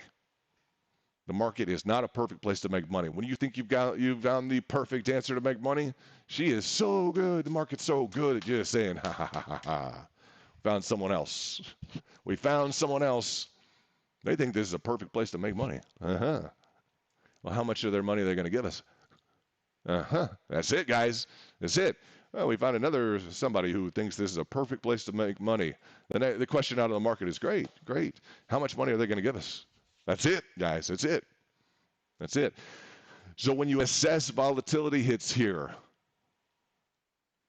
I'm very interested because this requires a certain level of it literally just it intrigues the right kind of mind, doesn't it? Support, support, support, support, support. Boom. And we got boom. We got small. Then we got a nice hit. And we got this hit here. Boom. Then we got this hit here. Boom. Okay? You guys see that on the 5-minute.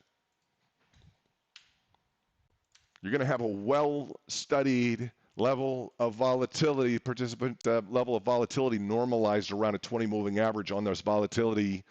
And you are going to have to be a machine to operate this well. And if you are operating it well, you are a machine. Literally. You have to be tactically, operationally plugged into and want to function in line with this price action element that's provided to you. It's awesome. It's very cool. You're going to have to be a machine. You're going to have a strategy. You're going to have a process. You're going to have to understand contingency, right? You can see it working, but you're going to have to be able to deploy a process in play. You would start to think, well, what about automation? Maybe we'll do that. Maybe we'll do some automation. I want you guys to be able to trade this on the micro, then be able to just hammer into, I want you to hammer into the larger time frames and really say, no, I'm trading this. And you're going to enjoy it. It's going to be nice, right? Bam, bam, bam, bam, bam. I want you guys to be able to plug into that. See your hits across the top. Where do we stop out on that on that 4-hourly, right at that preceding pivot to the left. Preceding pivot to the left, bam. Preceding pivot to the left, up in this area, bam. You see that? Nice volatility gauge, isn't it? We had some real nice volatility moves, cyclically speaking, up and through and over this level on the 4. So as you start to look at the micro consolidations here, yes, the let's say the broader picture as we scale up from the 4-hourly to the daily, that's a nice hit on the daily. It's a nice hit on the daily. Last time we got into this level of a hit on the daily, wasn't around like Luna, was it? But if it's going to be sustained, this is what you start looking at. Can we either create a divergence? This is what's going to start popping in your minds. For those of you who have worked with the divergence tool, I'm going to tell you, it literally almost requires a full wraparound view to expand it appropriately and to really start dealing with your divergences. But once you've gone down into a level like this, let's just go with the FTX hit. Was the preceding more aggressive hit to the downside? Okay, what did that hit into? On the daily, you got to drop down into your fourth standard deviation from the 20. Boom, right? And you recovered from there on your volatility gauge up to a hit over 3, right? So as we just hit down into the over 3 on your volatility to the downside, that's a decent hit to the downside. It's in line with the preceding hits. Those typically trade long, typically, unless we create a divergence. Divergence and volatility forecasting is going to be a discussion for another day, okay? Right now, simplistically looking at the situation, bulls need to recover up and over in terms of the volatility participation, need to recover in terms of volatility. We need to see an expression and a turn to the upside, to a positive state of volatility, a bullish state of volatility. We're not there yet. We are not there yet. You're still catching the knife. Don't catch the knife, right? New York Institute of Finance says you're likely to sever an artery. The expression goes, don't catch a falling knife because you're likely to sever an artery, right? So you're still technically rebound zone 4-hourly RSI oversold, right? What's the probability? I stated to you guys, it's about a 50-50 shot as to whether or not this is going to hold or we're going to go down further. 50-50. Based on RSI, calculative oversold. You got a 50-50 shot right now. We throw, I know guys, huh? We take the 50-50, huh? Guys playing too much blackjack. They playing too much craps and roulette and everything else. We play the 50-50. You know, these guys, they spent a lot of money at that roulette wheel. Like 50-50 to them, they just found their seat for the weekend, huh? It's like, they're a $5 million seat for the weekend, really. So we're on the tail end of a perfect pattern. Perfect, really, really carved out, guys. Really carved out head and shoulders. Pay attention. It's really well carved out. I pay attention to when I see something like that, I note it. 4-hourly time frame, note it. The market's looking at that like, you know, why did they have to do that? I mean, guarantee you, why do they have to do that? That's perfect head and shoulders on the 4-hourly. Pay attention. The whole market sees that on the 4-hourly like, okay, that's a strong feature. This is the front cover of a TA book right there. Head and shoulders. Left shoulder, head, right shoulder. That's not going anywhere, guys. That's a big statement.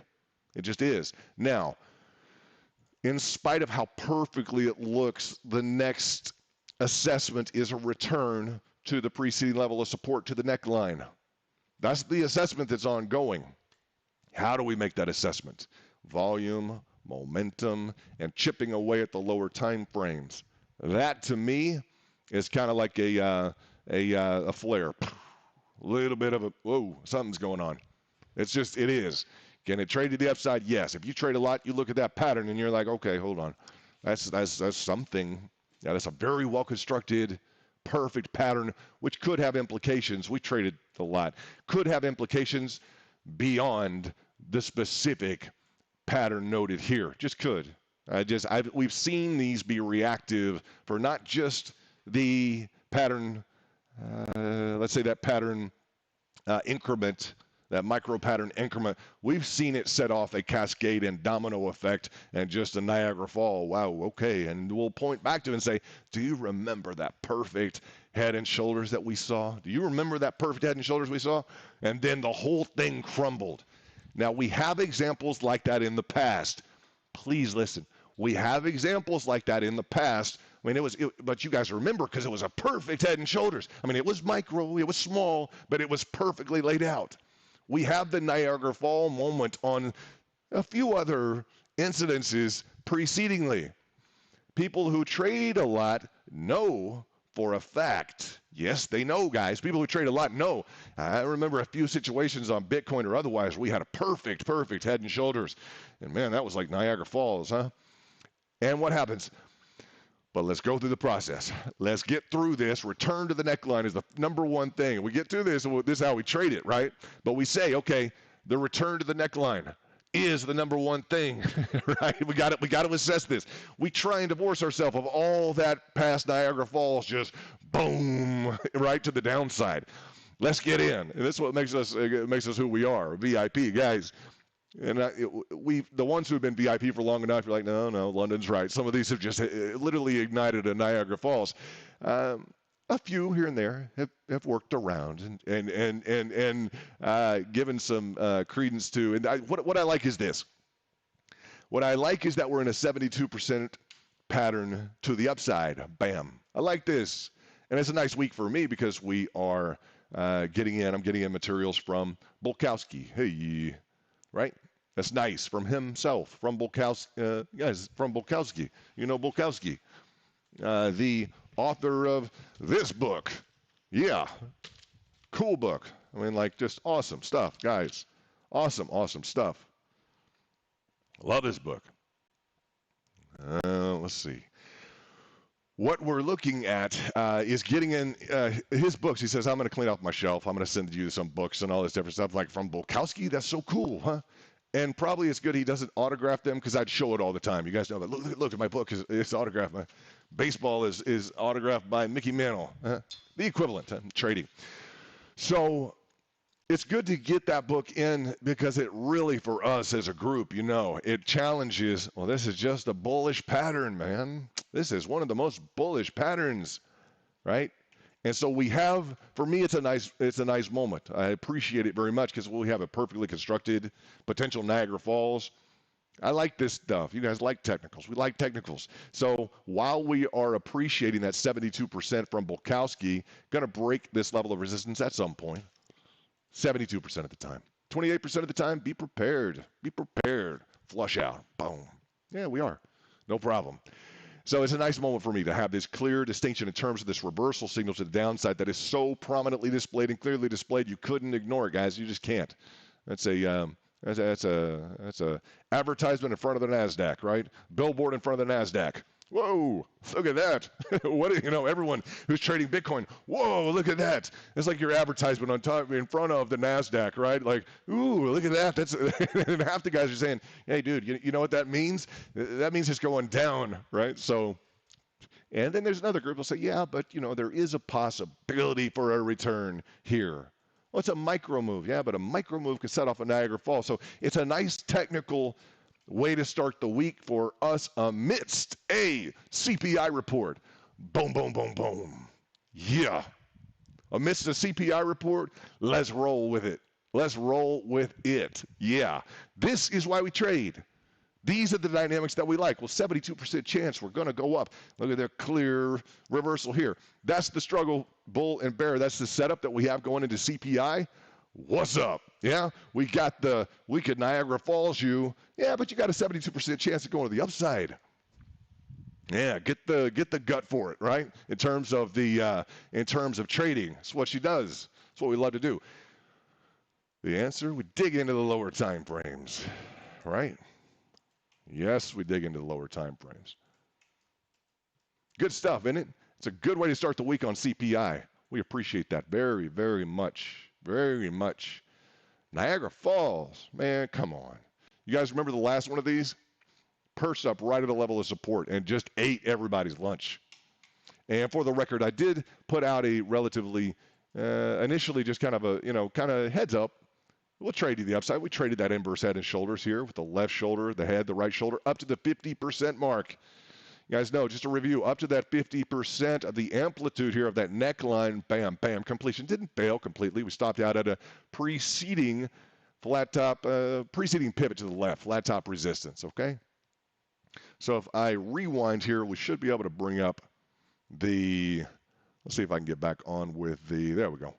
Let's look at the fan dynamics. Now, the bottom line here is what? If you want to be short, ideally, and this is good that we talk about this. Ideally, if you want to be short on something, well, here's the worst place to short. Technically speaking, guys, technically on the whole, what I see, and you guys can disagree if you think otherwise. If you want to get short on something, you don't want to get short on the drop, guys. You want to buy the drop. When it's dropping, you want to say, come to papa. Yeah, if you're long, you want to buy the drop, right? You want that drop to come down to you.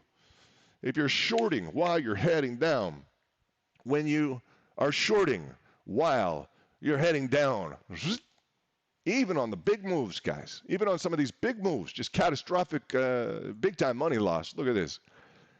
Some of these big red candles, shout out to Venus. Yeah, you know what's up. Some of these big red candles, like that's a lot of red volume here. Oh, man, you don't want to participate here. Look, the sellers, guys. Yeah, but everyone who shorted for the last 15% of the move on this day, 15% people who shorted here got eaten alive. Orders below pickups for the bottom 15% of this made up to 17% on a long that day with that degree of red volume. Put things in context. If you're breaking pattern structure even at that, I always prefer to own shorts from higher, to own longs from lower.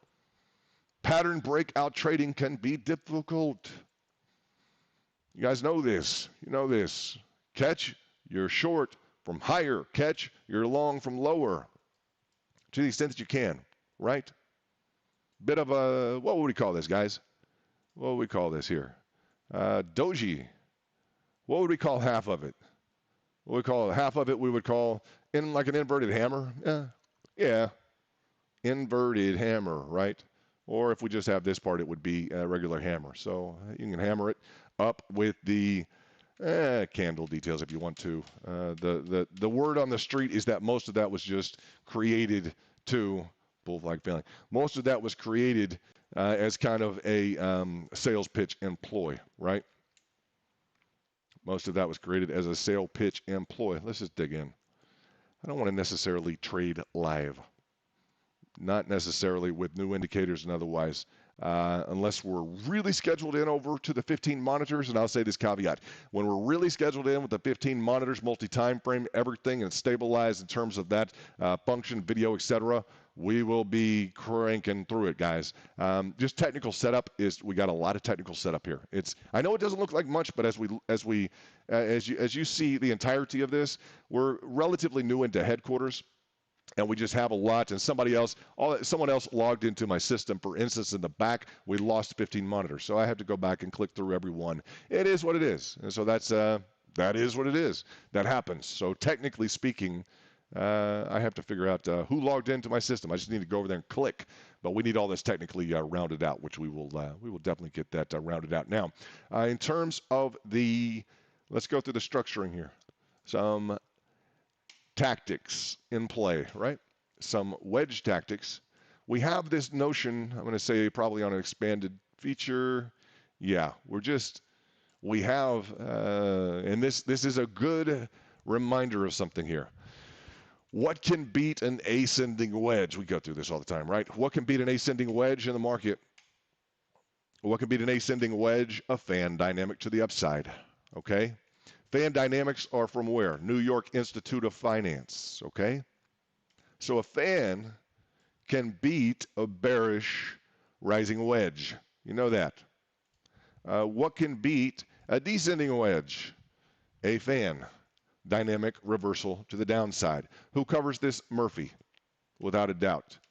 Momentum must be cruising to the downside. Let's look at the capital line is red on the, let's see, the 5 minute. How's the 15? I want to check here the 15. Consistently, I want to check in with the 15 moving average, which is been frustrating. It's just turned red. It was a nice move here to the downside. I want to check in with the hourly. I just go through a bit of the processing. Orders picking up. Yeah, you see on the hourly. This has been interesting on the hourly, hasn't it? On the hourly, for instance, on your capital line, you turned in this zone and you just haven't recaptured, bulls haven't recaptured momentum. Is what it is, huh? Looking at the minute, a lot of you are trading on the 30-second, on the 15-second, etc. This move, very nice on the minute time frame, huh? Not bad, guys. Not bad. Nice catch in terms of that on the minute time frame.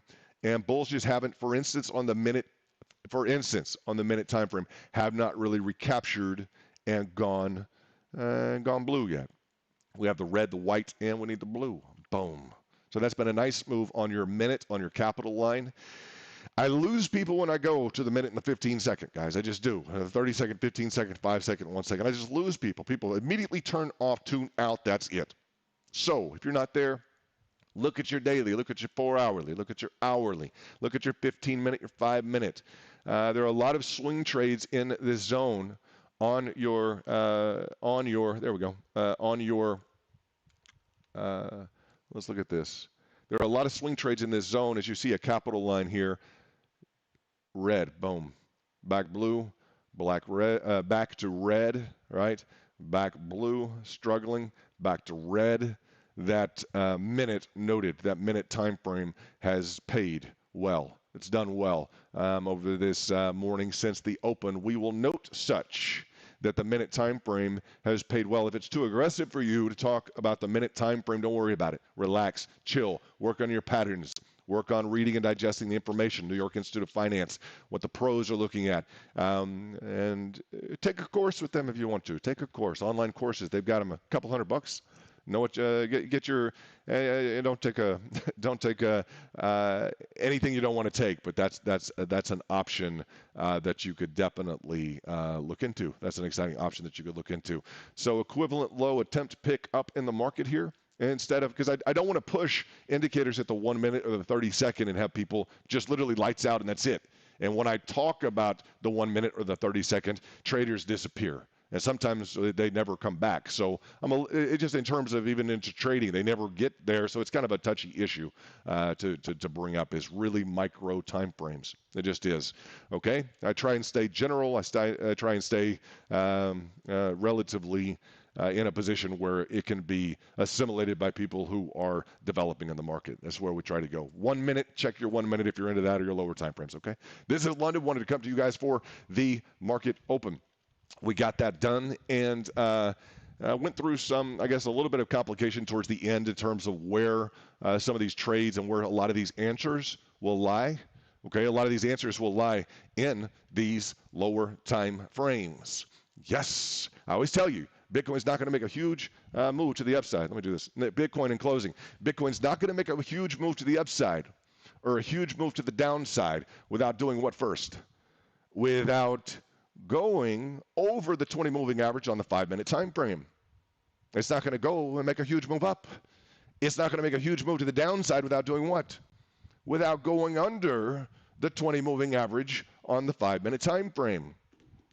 You want to know, where's Bitcoin going to go? Where's my trade going to go? Why did you just cross the 5-minute time frame to the downside? What do all your other indicators, your lower time frames, etc., your pattern diagnostics, your oscillators, what is it telling you about a potential catastrophic move to the downside? Huh? Do you have targets just waiting? Are there equivalent pickups to the left, your pivots? Everything in context needs to be mastered. And for the 5-minute, that's a reasonable level for you guys to start focusing in on and saying, okay, no, 5-minute. I need to check the 5-minute. Because you get down into the 1 minute, the 15-second, the 5 seconds, you get down into those modes. A lot of trades are ongoing, but it could be overwhelming. You just don't want to hear about that. I don't want to hear about the 5-second, the 15-second. So focus on the 5-minute, the 20 moving average. That's institutionally recognized. Bollinger Bands, right? So that's your answer in terms of what direction things are going to take in the market. Watch and start to really focus in on that 20 moving average on the 5-minute time frame. You're not going to make a huge move to the upside or a huge move to the downside without crossing or being on that one side of. You could continue to go down after you crossed underneath the 5-minute 20 moving average, or you could continue to go up. Yes, okay, you could continue to go up after crossing over the 20 moving average on the 5-minute. All right, but at some point you crossed over that 20 moving average on the 5-minute. All right, so critical functions. Want you guys to pay attention to that. This is London with VIP Trader Bitcoin Spike, guys. We'll talk to you soon. Wanted to bring you some information. I got to get my rig set back up. I don't know. I think my programmer logged in from overseas, international programming, just ditched me. So let me roll back into that and get that set up so we don't miss anything in the back. This is London with VIP Trader and Bitcoin Spike. Take care of yourselves, guys. We'll be in the back trading #1 trade group. We'll talk to you soon. Bye-bye.